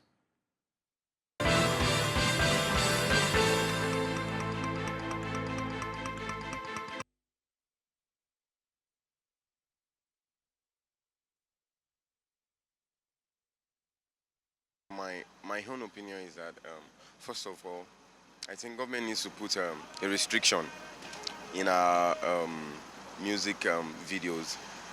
Not all of them, but mostly the pop music, because I discovered that most of them, we see people abuse all these drugs, smoke, drink, and everything. But then, because there is no restriction on it, everyone just record it as it comes, and that is what we watch. When I mean we watch, most youths watch it, teenagers watch it, adults watch, but we don't know the effect that those things are having on us. So I think government should just try and caution the kind of things that come up on music, most of these music videos, most of these pop music videos. And another thing is, we Nigerians, we live our lives like, it's my life. You can't correct me on what to do or what not to do. So I think if government will try to tell our smokers to keep off some areas, I don't really know, but I feel there are some areas whereby smoking should not be allowed, just like in a filling station, maybe around schools, so children don't see it, teenagers don't get used to it or something. So government should put some restrictions on some areas where smoking should not be allowed. That's now the effects. It has a crazy effect on the society, and it has been having and it will still have a crazy effect on the society, because you discover there are lots of miscreants on the road, hoodlums on the road, and some of them, they don't even get their senses again because of drug. Not because they can't think right, but because they've taken too much of this thing, and they are just not getting it again. And most especially, it has caused a lot of people unemployment, because you get employed in a corporate firm, and then they caught you're abusing drugs, and they have to sack you. So most especially, the effect on the society has been unemployment for some people, and mental illness. So you see, there are a lot of mental people due to drug abuse. That's what I can say. I think drug abuse is very rampant, and it is harmful, and it has a lot of negative effects on our youth. Government should probably enlightening programs or campaigns to people to know about the effect and how to prevent it. They should enlighten them, and government should as well punish drug dealers or drug addicts. If I'm to advise them, I'll tell them not to even go to that path, not to even trend that way, because aside from health issues, they will also, probably some of them will have low self-esteem, and a lot of stuff will happen to them, a lot. You know, something we're not really good though, normally, to our health, normal, because now copy now make Nigeria bad, normally. Because now we see we see for his ice cream, and we think we say men for outside, when you do inside the cream, they want the copy. They won't do things when they say they see their own senior with this film that they do. Meanwhile, they don't know, say for them to do this kind of talk, those kind of things, and unto say they on drugs. But normally, it's not seem good for Nigerian people to imitate all those kind of stuff. Because mostly, if you check them very well, now outside country, those things they come from. Now, waiting would they see our people, they go outside country, they go, they see, they imitate, they carry on Nigeria. Now, Nigerian people too, they want to say, now the new thing be this one, make them imitate and make them do. And normally, waiting key Nigeria and imitation normally. If we feel come off from this, if we feel desist from this imitation of a thing, bet me, everything will do all right with Nigeria. This drug stuff will stop. Because drug normally not good for health. 1, they kill kidney. 2, they kill your lungs. 3, your immune system normally not go do all right. Sometimes it will feel make you crazy if you don't take time. She understand. So I would advise we Nigerians must stop to the deal on drugs. Let's see what they there. We say if government go fit use their own power to stop people when we say they ship and they come. Because mostly this drug was not made from Nigerians. You understand? It was not made from Nigeria here. Mostly all the drugs now from outside there, even most especially our politicians, now then they bring and come inside Nigerian. Because now waiting they believe say they easily give them money. She understand. Who they think they finance their own political stuff. She understand. But normally, if our government go people stop to those people who they ship and come, I believe it will reduce for Nigeria. So concerning the drug issue of a thing like that, I don't have much to say about that. So we all youth in Nigeria, we understand the situation in Nigeria. And anything that will just bring us money, that will make us to survive in life, we don't have choice than to find ourselves in it. So we all know that it's a bad habit, and Nigeria did not put on in those stuff like that. But we got no choice now. We can't. If you know this is what will give us money, even though it's the drug that we want to get ourselves into, that will give us money, fine. So everybody has his life to live. So what you know that is giving you bad, will give you bad effects in your life. You don't have to put on in it. But if you want to put on in it, you don't let it to be much. So it will affect your kidney or your body part like that. So that is it. You all know that it's not good for us to be dealing with drugs issue and everything. So normally, I don't have much to say about that. You understand? Because as I am, for me, I don't believe that is a bad thing to do. Understand? So if what you can do that will make you to feel happy, what will give you joy, you can do it now. It's not a sin. But if our government said it's bad, fine, it's left to them. But if what can give you joy, anything that can give you joy, you can put your hand into it. So just pray, just all in the street, so we can do anything that will make us to survive in life. So that is it, sir. Well, I just think that maybe people are just following trends normally.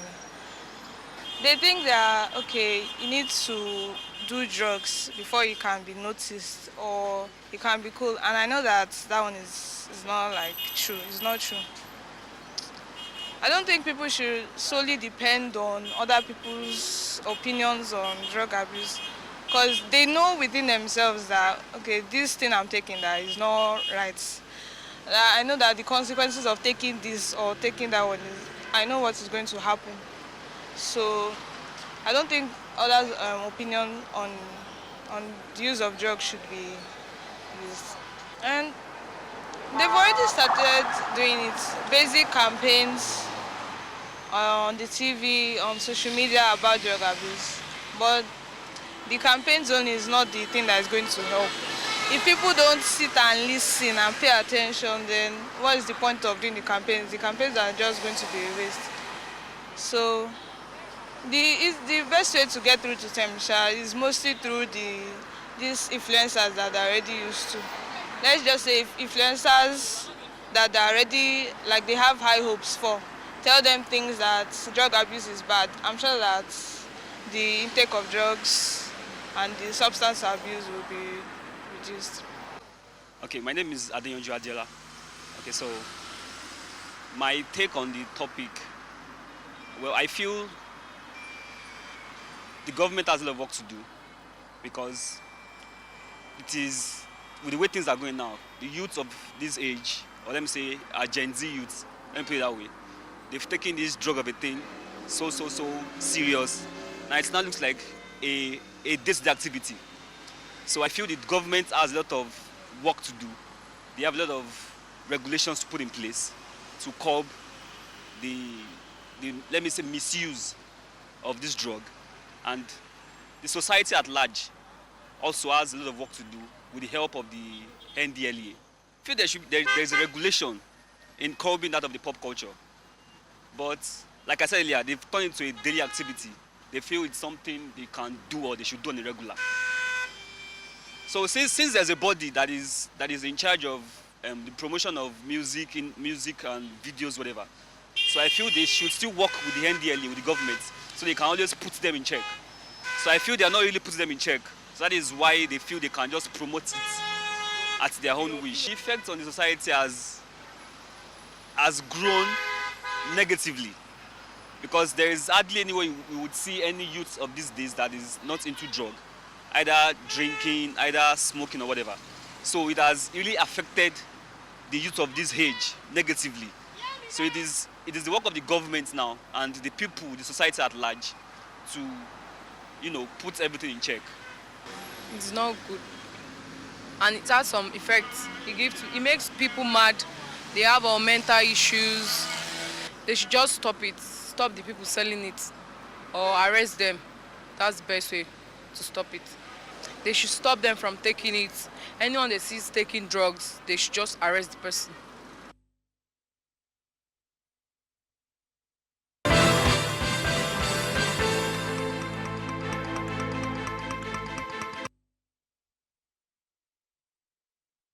And those were very, very, very powerful takes there. Very varying takes as well, perspectives there from Lagosians on the street. And I like how it was a cross-section of different Nigerians or Lagosians from different demography, but mostly youth. And I like that because it goes to show that they are the ones who are consuming it. And they all alluded to the fact that there's a problem, they need help, and of course, something must be done as urgent as possible. Now, one thing that was also very clear, Mazino, and I didn't hear there, or maybe if I did, I can't remember, but it was on how the lyrics of our songs as well also highlights the glamorization as well.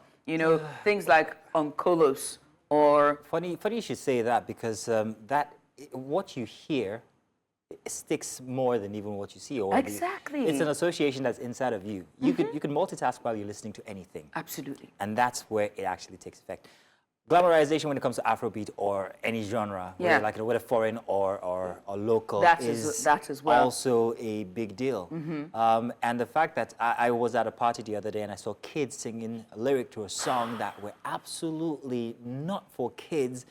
Song is a drug in itself. So once they start singing it, by the time they start going critically into the meaning of these, they're like, oh, that's what that means? So it's normal, it's ordinary. It's, now that we've come of age, there are songs that we listened to back then as children, like, whoa, we should not have been listening to that type of music as children. Where we dancing to that Grace Brown song? I don't know if you're that old. Were we doing all of that at that old? Pull up to my you can't? No! We got Udoka on standby, by the way, to bring you the news. And Udoka is in that age bracket. Udoka, what song would you say that you listened to as a child, and when you grew older, you were like, yeah, I had no business dancing and chanting to that song? I would say, firstly, I would say good morning. Good morning. Shabba Ranks. Shabba Ranks. Mr. Lover Man. Oh, she did. Shabba Ranks. And you do look like a lover man. A lot of other music artists, and today I don't regret listening to them. It actually helped me learn how to choose between good lyrics and bad lyrics. And today you would never find me listening to crazy songs. I just listen to cool songs. That is true, because you're always blasting the newsroom with music. Let's tell you that Udoka is actually our in-house Friday DJ. His taste of music is pristine. It falls inside of my era, and I absolutely love it once you put on your laptop and then all that music starts blaring on a Friday.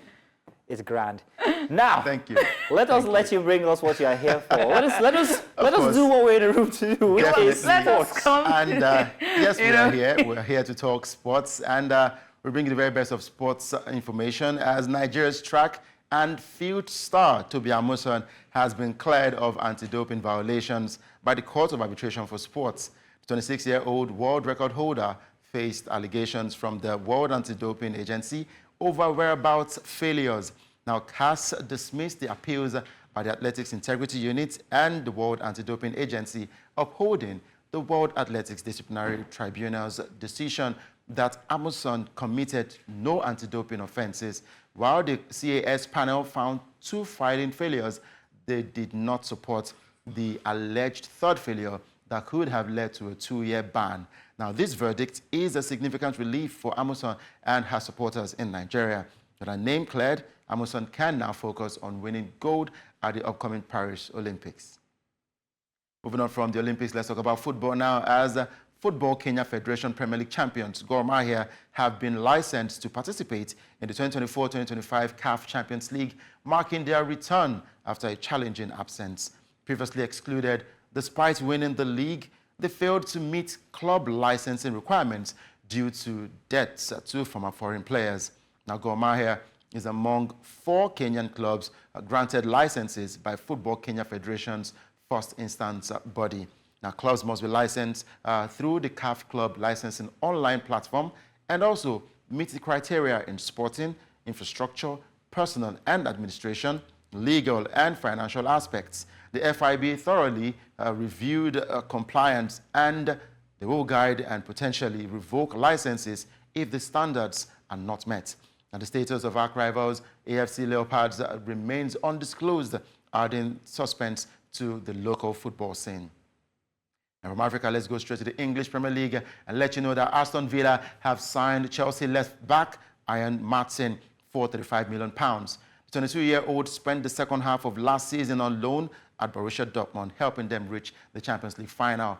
Now, currently with the Netherlands squad for Euro 2024, Maatsen is Villa's second summer signing after striker Lewis Dubbin from Everton.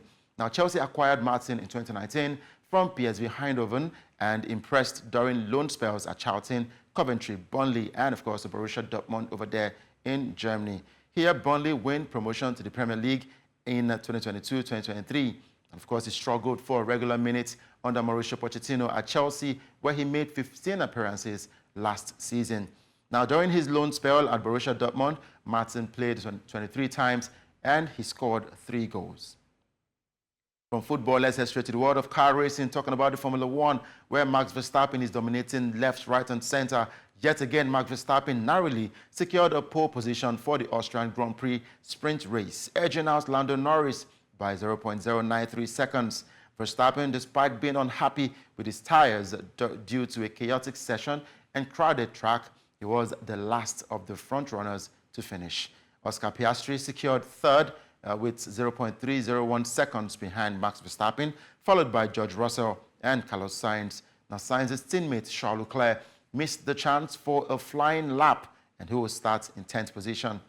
Mercedes driver Lewis Hamilton, who will be leaving at the end of the season, despite running off track several times, he placed 6th ahead of Sergio Perez. Esteban Ocon and Pierre Gasly from the Alpines took 8th and 9th position. Beautiful one right there coming from the world of car racing, and we look forward to the Austrian Grand Prix on Sunday, to be precise, where we'll see the very best of car racing. Will Lewis Hamilton get a chance to be on the podium? Well, only time will tell, because the likes of Charles Leclerc and Max Verstappen are dominating the Grand Prix, and it looks like, yes, he'll be crowned champion yet again this season. But then when Mercedes are talking about Lewis Hamilton, when he moves from the Mercedes, we would see if he has what it takes to, of course, topple Max Verstappen from the standing and challenge them for the championship next season. And that's a wrap on Sport Update on Breakfast Extra. I am Udoka Njoko, heading over to the guys in the studio, because when I leave here, I'll definitely be blasting my music when I get back to the newsroom. Good morning yet again, Judith, and my main man right there, Mazino. Oh, I thought I was your main... You're my main G, you know. Judith, can I enjoy a little bit of that brotherly love for just a second? No. Udoka, thank you. I bet all these people with bro code. But hey, listen, besides him doing a wonderful job at sports, he's also our in-house DJ. I don't know if everyone in the newsroom enjoy the music, but on this side of the table, we do. Absolutely. Thank you once very again. much. Thank you. All right, so stay tuned, because we've got the news coming your way. We'll be giving you details of everything happening this hour, and Adebola Adeduba is going to be bringing us that one. All right, yes, I'm here to bring you the news. But first, let's take a short break. Stay with us.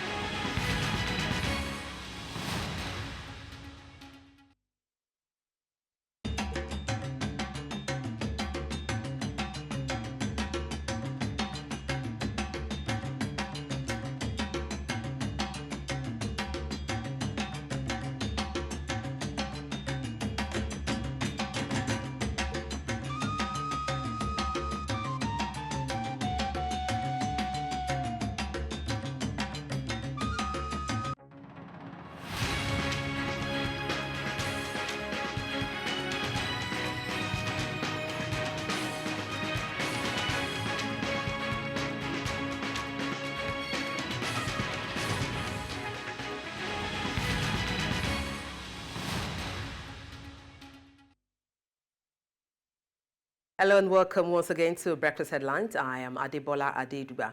Let's begin by telling you that BudgIT, a civic tech organization, has condemned the federal government's plan to implement 4 national budgets concurrently. On June 27, the National Assembly extended the capital component of the 2023 Appropriation Act and its supplementary budget overlapping with the 2024 budget. President Bola Tinubu is expected to submit the 2024 supplementary budget soon, resulting in 4 budgets running in 2024. BudgIT's country director, Gabriel Okeowo, called this a worrisome development, noting that budgets worldwide typically run for 12 months. BudgIT warned that concurrent budgets would lead to competition for scarce resources and negatively impact essential project and service delivery. It also urged the government to return to a disciplined January to December budget calendar.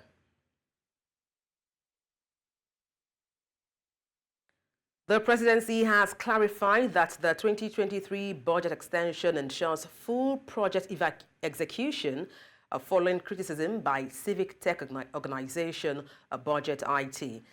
The National Assembly approved President Bola Tinubu's request to extend the capital component of the 21.83 trillion naira for 2023 Appropriation Act and 2.1 trillion naira for 2023 Supplementary Appropriation Act until 31st December 2024. Now, this means the capital allocations for 2023 and 2024 will run concurrently.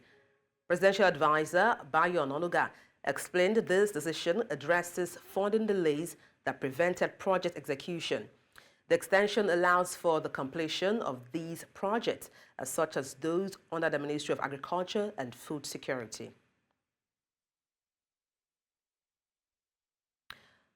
Former President Goodluck Jonathan has expressed optimism about overcoming Nigeria's socio-economic challenges. He was speaking in Yenogwa at the Nigerian Bar Association Yenogwa Law Week for 2024, themed the legal profession in the time of socio-economic uncertainty. Jonathan, represented by King Collins Daniel, praised the government's efforts to address the issues. He commended the NBA Yenogwa, led by Somina Junbu, for organizing the event and selecting a timely theme. Jonathan noted that economic hardships affect all sectors, not just the legal profession, and called for collaborative solutions. He also highlighted post-economic challenges such as those during the 1929-30 Depression and the 1984-1984 Structural Adjustment Program, emphasizing the importance of resilience and collective effort in overcoming such difficulties. Nigeria's Independent Electoral Commission has cleared the air over the tenure of local government chairmen nationwide, saying the Electoral Act, as amended for 2022, now makes provision for a 4-year tenure instead of 3, as stipulated in the old Electoral Act. The chairman of the commission, while meeting with members of the Inter-Party Advisory Council in Abuja over controversies surrounding this issue, says that only after swearing in can salaries be drawn by the elected officials.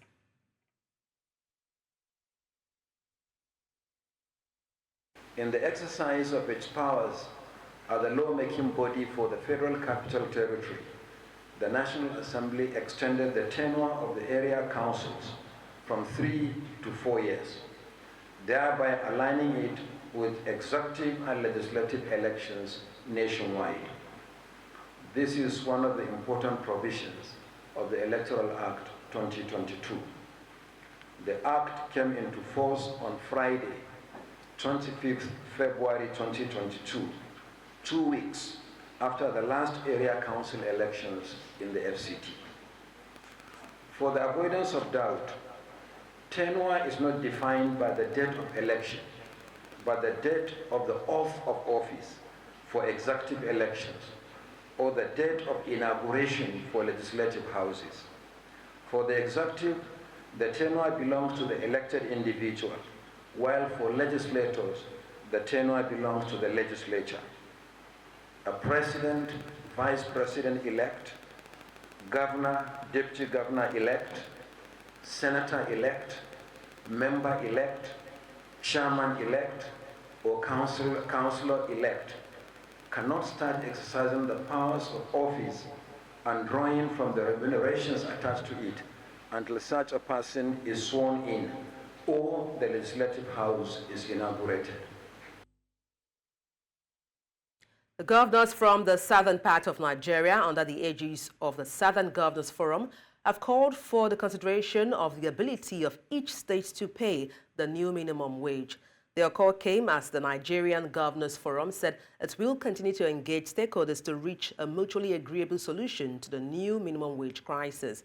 This is as organized labor on Thursday raised alarm that both public and private sector workers were becoming restive over delay in concluding the negotiation and were pushing labor leaders to declare industrial action to quicken the process. The governors, in a 16-point communique, also advocated that each state be allowed to negotiate the new wage with the labor unions. In the meantime, the Nigeria Labour Congress has warned state governors against attempting to unilaterally determine the minimum wage, stating it is a collective agreement that ensures a minimum standard of living for workers. NLC spokesperson Benson Upa made this known in a statement on Friday. The Congress emphasized the national minimum wage is not the same as individual state pay structures, which already reflect each state's unique financial capabilities. Instead, it represents a national wage floor below which no worker should be paid. They cautioned that allowing governors to pay workers whatever they deem fit would negate this principle and threaten the welfare of Nigerian workers and the national economy. President Bola Tinubu has extended his condolences to traders whose shops and goods were burnt in the Karu Abuja market fire on Thursday. A statement by Special Advisor on Media and Publicity, Ajuri Ngelale, on Friday said the president received the news of the fire, which affected sections of the market, with deep sadness. On Thursday evening, a fire ripped through a swathe of the market, destroying property and other valuables. The cause of the fire is still being investigated, and officials are still working to ascertain the exact circumstances surrounding the fire. The governor of the Central Bank of Nigeria, Olayemi Kadoso, has declared an end to the recent panic over the Naira's devaluation, attributing the stabilization to restored liquidity in the market. The CBN governor highlighted a significant improvement in market conditions, saying Nigeria's total foreign exchange inflow reached $24 billion in the first quarter of the year. He emphasized that Nigeria's financial challenges were temporary and expressed confidence in the recent policy efforts by fiscal authorities to boost revenues and the tax-to-gross domestic products ratio. The governor of Delta State, Sheriff Oborowori, has charged youths in the country to acquire skills and financial literacy that would enable them become self-employed instead of searching for white-collar jobs. The governor gave the charge at the Niger Delta Viewpoint State Small Medium Enterprise Conference for the year 2024. Represented by his Chief of Staff, Johnson Erijo, the governor said acquisition of skills in various fields was a sure avenue for self-development and empowerment. The time has come to wean our people, especially the youth, from sole dependence on government for the provision of all human capital development mechanisms, especially through white-collar jobs. Government alone cannot employ everybody. It has therefore become necessary to train our people in various areas where they can become entrepreneurs, grow their businesses, and become employers of labor.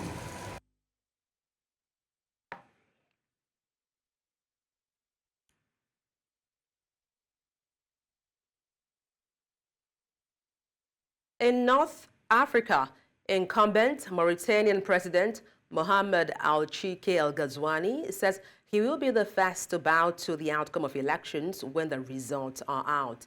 El-Ghazouani, who made this known during the end of his campaign rally, said if re-elected, he will repair all injustice and heal all wounds of the past. 7 candidates are running in Saturday's presidential election, with incumbent El-Ghazouani the favorite to win a second term at the head of the vast West African nation.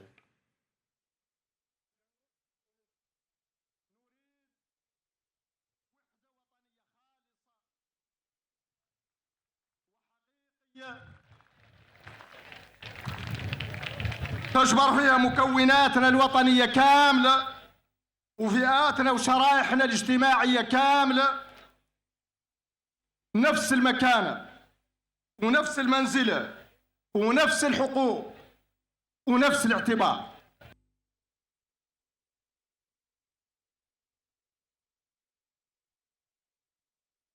And that's all on the news. Let's take a short break. We'll be right back. Stay with us.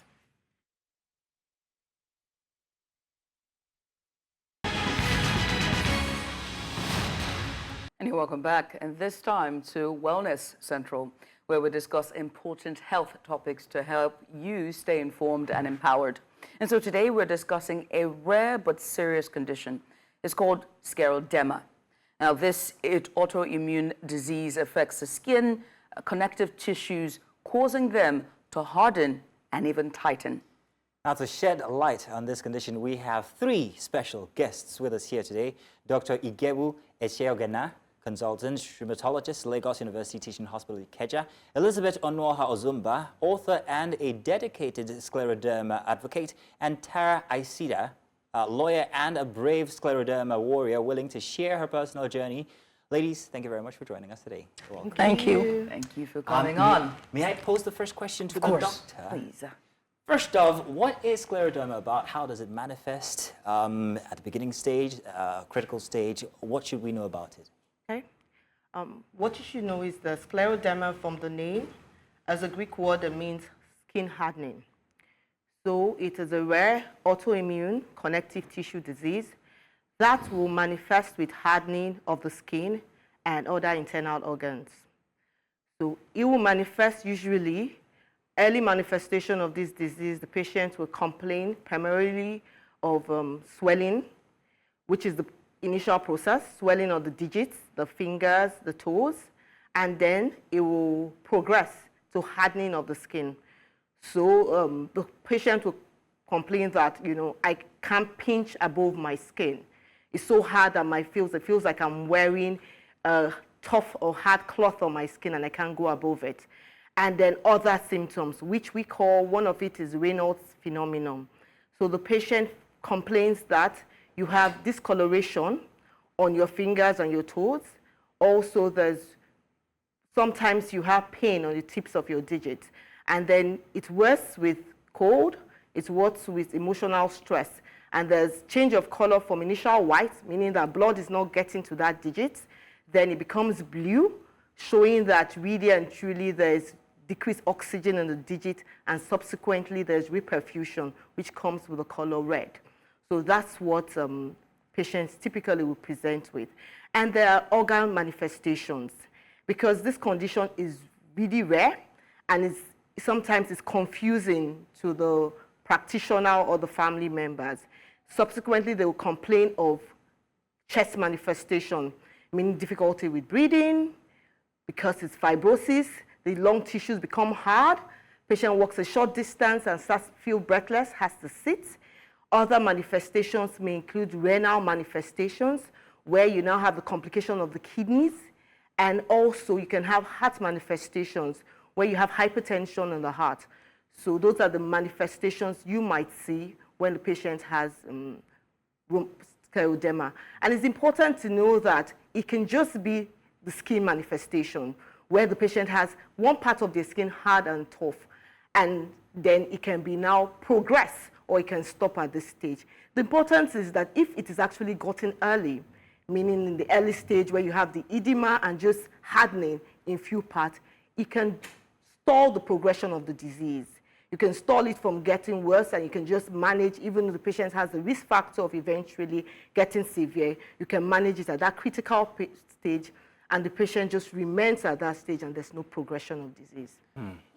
Interesting. We have two patients here in the studio, warriors who are leaving with it, right? And I'm going to start right by my right-hand side here, and I'd like for you to share your experience when you first started to notice your symptoms and what's been like leaving with this. Okay, I started noticing changes, especially on my right hand, later part of 2010. So I remember then I was actually taking a professional exam at the Institute of Journalism, and when I was writing my last paper, I noticed my wrist was stiffening up. So I was wondering what was going on. In fact, I just glossed over it, thinking maybe it's as a result of stress for preparing for exams and all that. So this progressed till towards the end of 2010, when I discovered whenever I wake up, my fingers are inflamed, almost like sausages. And I can't make a fist. I can't bend my wrist. It was throbbing. I was in pain. I can't hold anything.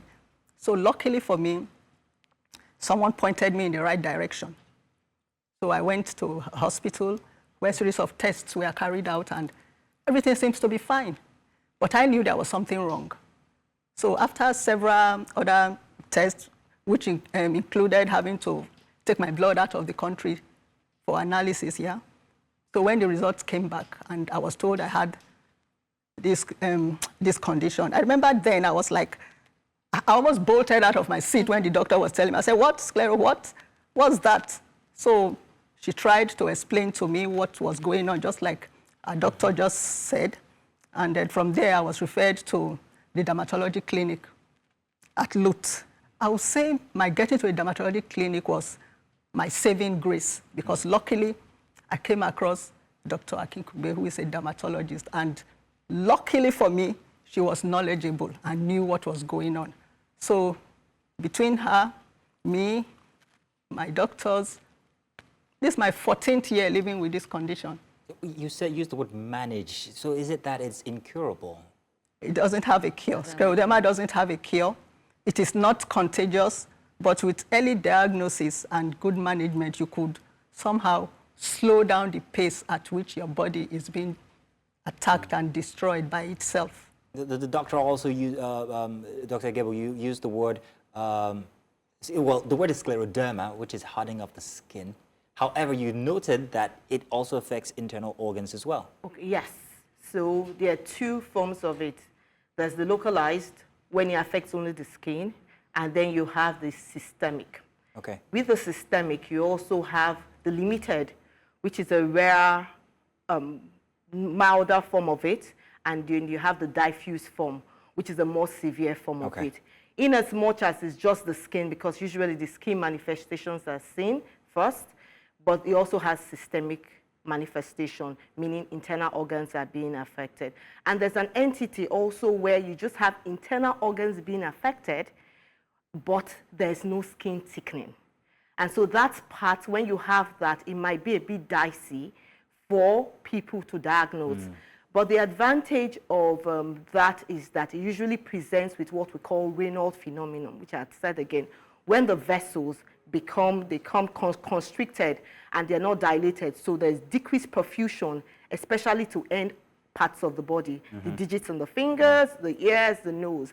So that would be a pointer that probably this patient or this person you're seeing probably has scleroderma and systemic sclerosis, and you investigate further. Tara, you are an author and also a scleroderma advocate as well, and you've been writing about this and also advocating, for the lives and people living with this. And so I would like to ask you what inspired you to become an advocate? Was it, from your experience or, from people around you?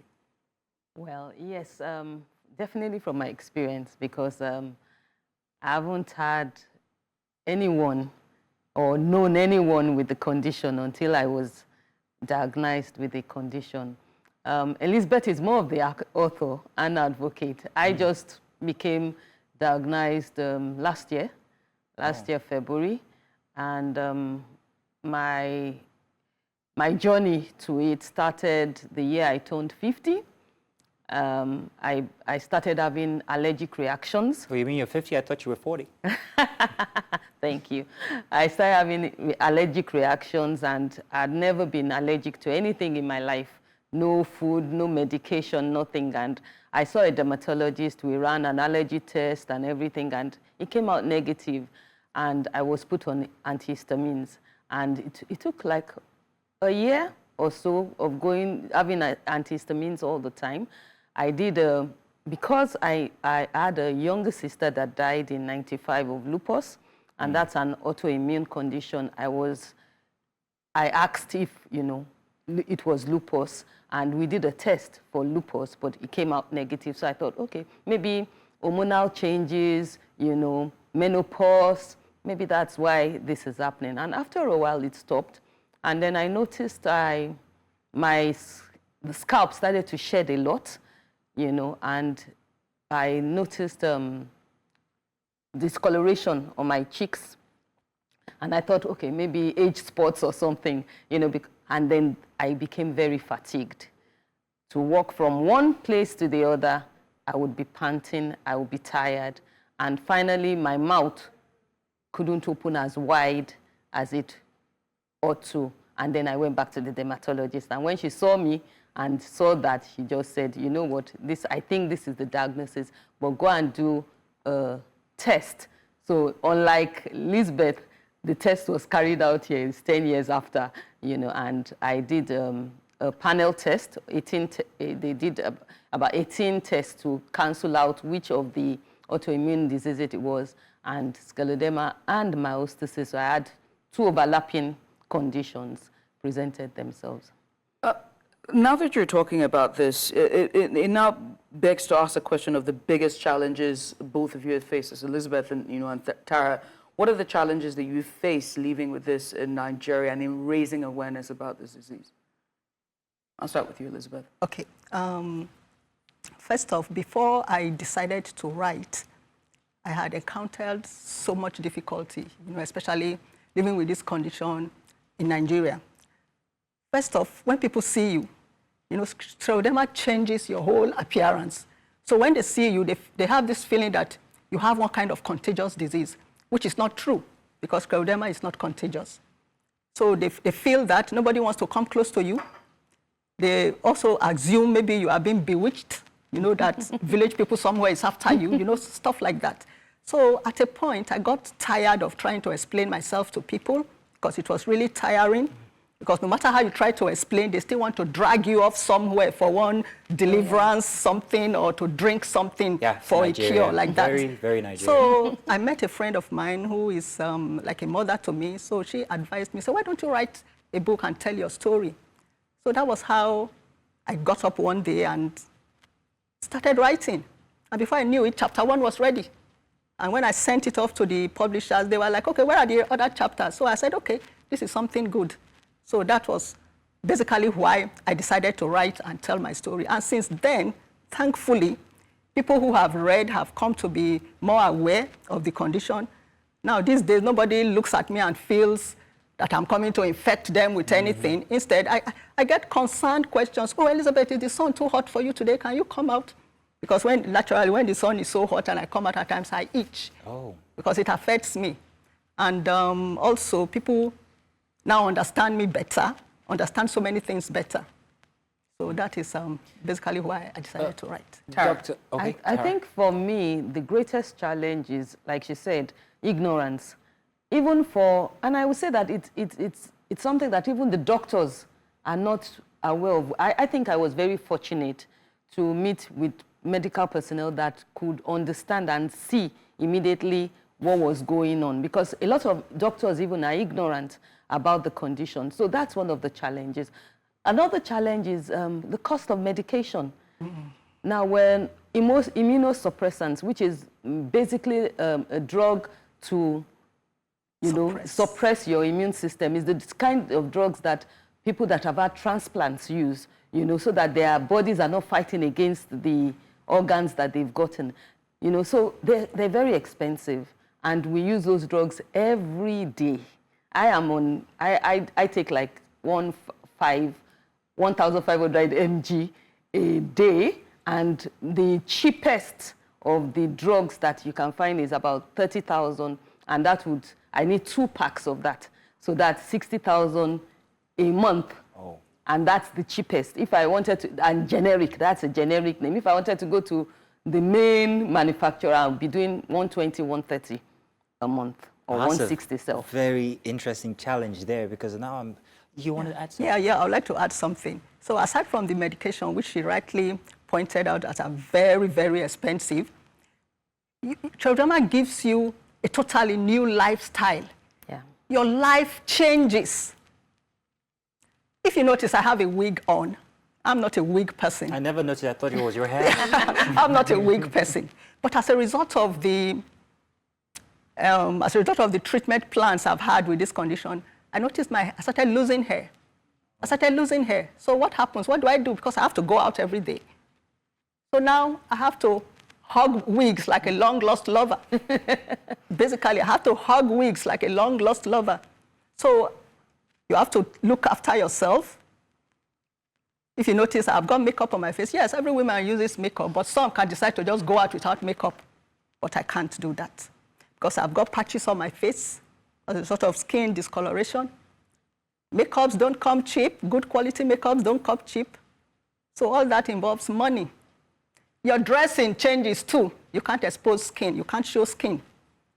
So I think since my diagnosis till date, I've had to change wardrobes close to about 5 times now. Because as the patches on my skin spread somehow, I have to get longer dresses, longer gowns, longer skirts, longer pants, if I want to wear pants like that. So all those things translates to finance, translates to money.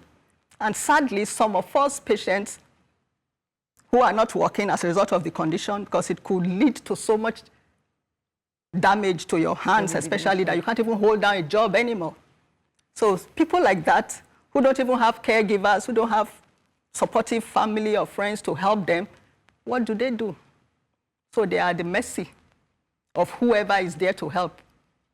So those are basically the challenges, so many of it. Thanks for adding that. That gives us a very clear picture of what you go through. But then it also begs the question, how do people who can afford these lifestyle or these drugs manage? Is there a system, a healthcare system that actually attends to these people? Because there must be a lot of people in lower classes who still suffer from this. So that's a challenge we have, and everybody understands the healthcare system in Nigeria. Health insurance is a growing business now. A lot of people are not on health insurance because you have people in the lower cadre that can't afford the health insurance policies, and so they come in and they have to pay out of pocket. Any system where people have to pay out of pocket is really tough. So you make diagnoses, but they are saddled with patients affording to buy the medication, even when you have to run some tests. And unfortunately, these are diseases where you don't stay far from your health providers. They are routine tests that are run all the time. So what we have done sometimes is to get support group, to ask for phones. They have support groups and people can donate and support the struggle. And people that can have insurance. So recently, the people are trying to put some of these drugs even into the health insurance scheme so they can provide, because they are rare. If it's hypertension, diabetes, most of the health insurance schemes will provide medications for the sufferers. But with scleroderma, because it's rare, and as she said, the medications are pretty expensive. And with the rise in the dollar rate now, you have patients telling you categorically, my tablet, 1 tablet is 1,500. Sometimes I have to take 4 tablets a day. Doctor, how am I going to afford it? But what we have done is that based on our climb and situations, we try and make it as affordable. Give them tests to do that can help them with diagnosis and management, but also is pocket friendly. So those are the best we can do regarding the situation. So as she said, our problems are really with stigmatization. It's more of a cutaneous manifestation, so the skin manifestation. So you see it. There's this one that comes, you have what we call salt and pepper appearance on the skin, where you see hypopigmented patches. There's light skin patches, and then you see dark skin patches.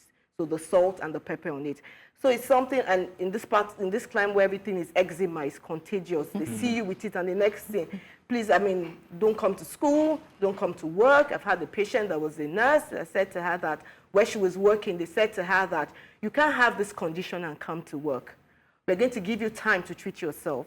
And I said to them that how long are you going to stay off work? So we had to write a personal letter explaining to them what the condition was, and it wasn't contagious. And she could do and function optimally with the disease condition. Did she keep her job? Eventually, they listened to us when we wrote the letter explaining. That's good. So when we have this awareness where people come and tell them about it and they understand, rather than stigmatize, they have empathy for them. They also have patience with them. They understand that I'm not just saying I'm not well, I don't feel well because I don't want to work or I'm lazy, but I'm saying all of this because really my body is telling me to stop. And so you can have holistic treatment of the patient, because when you have a lot of support with understanding, patients can do better and then thrive. But Doctor, we are out of time, unfortunately. Well, thank you, ladies, for coming on. I appreciate you for doing this with us. Thank you so much. And I hope that the advocacy for this gets a lot of people on board, because there are plenty of people who need this. We hope so, Thank you very much for your job and your story and your willingness to tell yours as well. And thank you for your willingness to help. Thank you.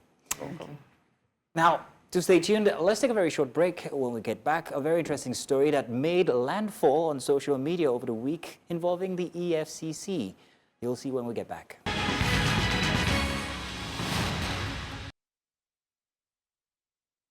And welcome. It's our big story for Saturday, where we bring you the most impactful and compelling news of the week. Now, this morning, we look into a shocking incident involving the Economic and Financial Crimes Commission, the EFCC. The chairman of the EFCC, Oluseun Onigbinde, has ordered the arrest of 2 of its officers for assaulting a female worker at a regional hotel in Ojo, Lagos. Now, this incident captured a video, and now viral, by the way. It sparked outrage and calls for accountability on the part of the EFCC. So let's give you a brief summary of the events, right? So on the early hours of June 27th, EFCC operatives invaded the regional hotel, arresting several people and allegedly firing shots. Now, amidst this operation, a female staff member was manhandled by the officers, an act that has led to significant public backlash. Now, the EFCC chairman has not only ordered the arrest of the involved officers, but also a thorough investigation into the operation, promising disciplinary action against those found guilty. Now, to discuss this, we have with us a special guest, or 2 special guests. We have Barrister Victor Okoye and, of course, also lawyer Isa Tochukwu. Gentlemen, you are welcome. Thank you very much for joining us today. I'm hoping that they both hear us. Oh, good. There we are. So let's start with you, Victor. What was your initial reaction when you saw this video with the EFCC officers at the regional hotel? When you saw it as a lawyer, what first came to mind? I think the Lagos incident was actually an unpleasant one. But you know, just like you asked, as a legal mind, what came to mind is actually the legality or otherwise of the conduct. That was actually what came to mind. You know. So basically, the conduct, you know, as portrayed on the media, because it is good to make this very imperative point at this stage that, you know, the law is not sentimental, the law is not emotional. The law is the law. As important, as salient, and destructive as public opinion can be, the law is still not public opinion. Yes. So when I saw that video, what came to mind was actually the legality or otherwise of what was actually portrayed on the media. So basically, the EFCC, of course, they have the power of search. They have the power of search. But the way they invaded the property and the manner in which they conduct that search is what will define the legality or otherwise of that action. So if I am to take it to the legal perspective, of course, Section 143 to 157 of the Administration of Criminal Justice Act provides for search warrant. Yes. So a search warrant is an order given under the hand of a judge or magistrate for a search to be conducted on any person or a premise. So in the circumstance, when a search warrant is issued, the agency the search warrant is issued, whether the police or EFCC or any other agency of government, have the powers to enter any premise and search the property once there is reasonable suspicion that there is anything upon which a crime must have been committed or that is connected to a crime. So in the instance, we can say that assuming, of course, I don't know, but assuming that the officers that invaded the state hotel, that they are well equipped with their search warrant, then we start talking about the extent of the legality of their action, the extent of the legality. Of course, even it may not sound pleasant, but the character of the search warrant is that it can be executed at any time, including midnight, whether it is holiday, whether it is on a Saturday or Sunday. A search warrant can be executed at any time of the day. And it is such that if an officer of any agency of government is denied access to any premises when he wants to execute a search warrant and he is being, there is hostility or he's being refused access into the place where he wants to exercise his right to the execution of the search warrant, the law empowers him to use reasonable force, mark the word reasonable force to get access into the property for the purpose of executing the search warrant issued by a judge or a magistrate. So in this case, assuming that they have their search warrant, the question will now be to what extent were they reasonable in the force that they used. Of course, we saw in the video the very unfortunate situation whereby a lady who is being reported to be a staff of the hotel was being assaulted. Yes, so to that extent, of course, one can say that this can amount to illegality. But as per how they entered into the premises, it was obvious probably that they were denied access into the premises, which warranted them using the force that they now use to get access into the property. But it is very, very important that at every time, public officers should know that the power they are executing, that they must exercise their powers within the purview of the law. So that whatever you do outside the law, in excess of the law, Victor. Victor. And you can be held responsible for. All right, Victor. We also have Issa Tochukwu, so we would also like to get his take on the matter as well. Issa, if you can hear us. Yeah, thank you so much. Issa, I think it's touched so much on that topic. So I'd like to ask you instead, all right? So the EFCC's chairman has ordered the arrest of the officers involved and promised a detailed investigation into the matter. Do you think that's enough when it comes to this situation? The order made by the EFCC chairman to arrest those officers involved is a commendable one, but that does not bring it to an end. The problem is that this has been like a sequential occurrence. Every time these guys go to, exercise their prosecutorial or arrest powers, whatsoever it may be called, you see them, breaching abusing some of their powers, and this is unacceptable because the position of the law is very clear. If you look at Section 34 of the 1999 Constitution, it provides for the freedom, right to dignity of human persons, right? Now, if you have the power to arrest, that does not give you another power to abuse the person you are trying to arrest, i.e. the suspect in the instance case. So issue of saying that you are going to arrest the officers or the officer should be arrested, if I were the victim or the suspect, I'm going to take it up after the main issue because my right has been infringed upon and I should be heard upon that basis. If you had abused my rights in the process of trying to exercise your own right, then there is a limitation to which you can exercise your right. And that is what we're saying, that it is not enough for EFCC chairman to issue a directive for those officers to be arrested. The EFCC should issue a public apology to some of these people because even in law, they are still presumed innocent until proven guilty. So on the instance, I do not think that the directive of the EFCC chairman to arrest the officers involved in some of those Gestapo style of arrest is enough to forestall the problem. I think there should be a kind of example to show deterrence to some of these officers.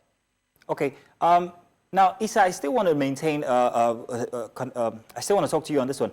Now, regarding the style or the modus operandi of the EFCC when it comes to barging into residence or searching people's cars, what does the law have to say about that? I think my colleagues on the studio have said something about it, and I won't differ much. The truth is that once you have an arrest warrant, you can assess the premises upon which that arrest warrant was issued to exercise, that arrest warrant and bring it to its full effect. So now, for instance, if the EFCC had an arrest warrant to go into that hotel premises to effect an arrest, and they could not assess that hotel premises, there is a justification for the officers to exercise a reasonable means to assess that particular premises and effect an arrest. But this is one part. Another part is you have assessed the premises. Now, in the course of trying to effect that your arrest, does it permit you to hit on the suspect? Does it permit you to bundle the suspect? Does it permit you to make the suspect? Issa, I'm glad you're asking this question. This is a different issue. Yeah, and I'm glad you're raising these questions, because then when I saw that video and all the cases that we've seen in the past, it makes you wonder how many cases have slipped through the cracks that the media has not been able to cover. And so this is my final question for both gentlemen here, which is, if a victim of abuse, especially at the hands of either the EFCC officials or officials who are not even supposed to be using this excessive use of force at all, is watching this, how can they get justice? Just so they can get justice at the end. You see, you can only get justice when you activate your power and your right to the proper institution. Like we say in law, the court is not a Father Christmas. It doesn't give you what you do not ask for. So you can only get justice when you approach the court to lay complaints that your right has been infringed upon. Until you do that, I do not see any way where you can get justice, except for some lawyers who are into human rights, who wishes to take it up. And then again, you still need the consent of that particular victim or suspect for them to get justice. I cannot go now and say, I want to file a case in court for them to get justice without them briefing me. All right, let's take Victor Okoye's take on that same question. If we can get Victor Okoye's take on that same question. Victor, please. Where can people go for recourse for... Okay, thank you very much. Okay, so thank you very much. Just like my learned friend said, I think sitting in fundamental rights action against the agency can get one justice. But before that, or with that, I would also want to add that it is very important that even government agencies like the police and EFCC should know that they need the confidence of the public.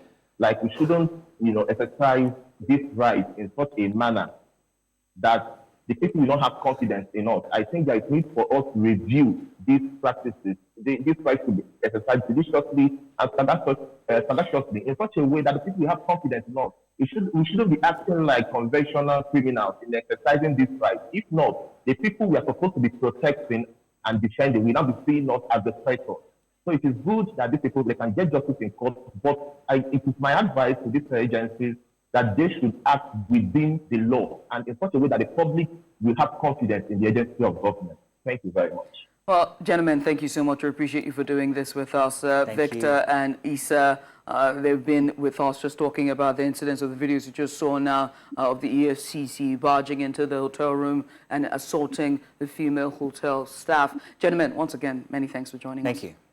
It's been a very interesting one for a Saturday edition here for Breakfast Extra. We're hoping that you stayed all the way from the beginning up until now. We touched on very interesting topics, and we still had a little bit of an overspill, which we're going to be catering for tomorrow for the Sunday edition.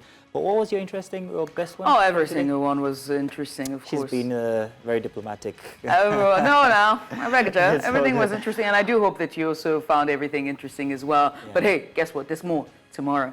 Okay, it's Sunday at 8 a.m. sharp. But in the meantime, I'm going to keep it right here on News Central. We bring you the news and also sports coming up right next in the game as Udoka Njoku is on standby. Yes, indeed. Until tomorrow, I'm her sidekick, Mazino Appeal. After I said I doesn't want to be, and I'm just a sidekick as well. I'm Judith at TV. I'll see you tomorrow. Bye-bye. Bye for now.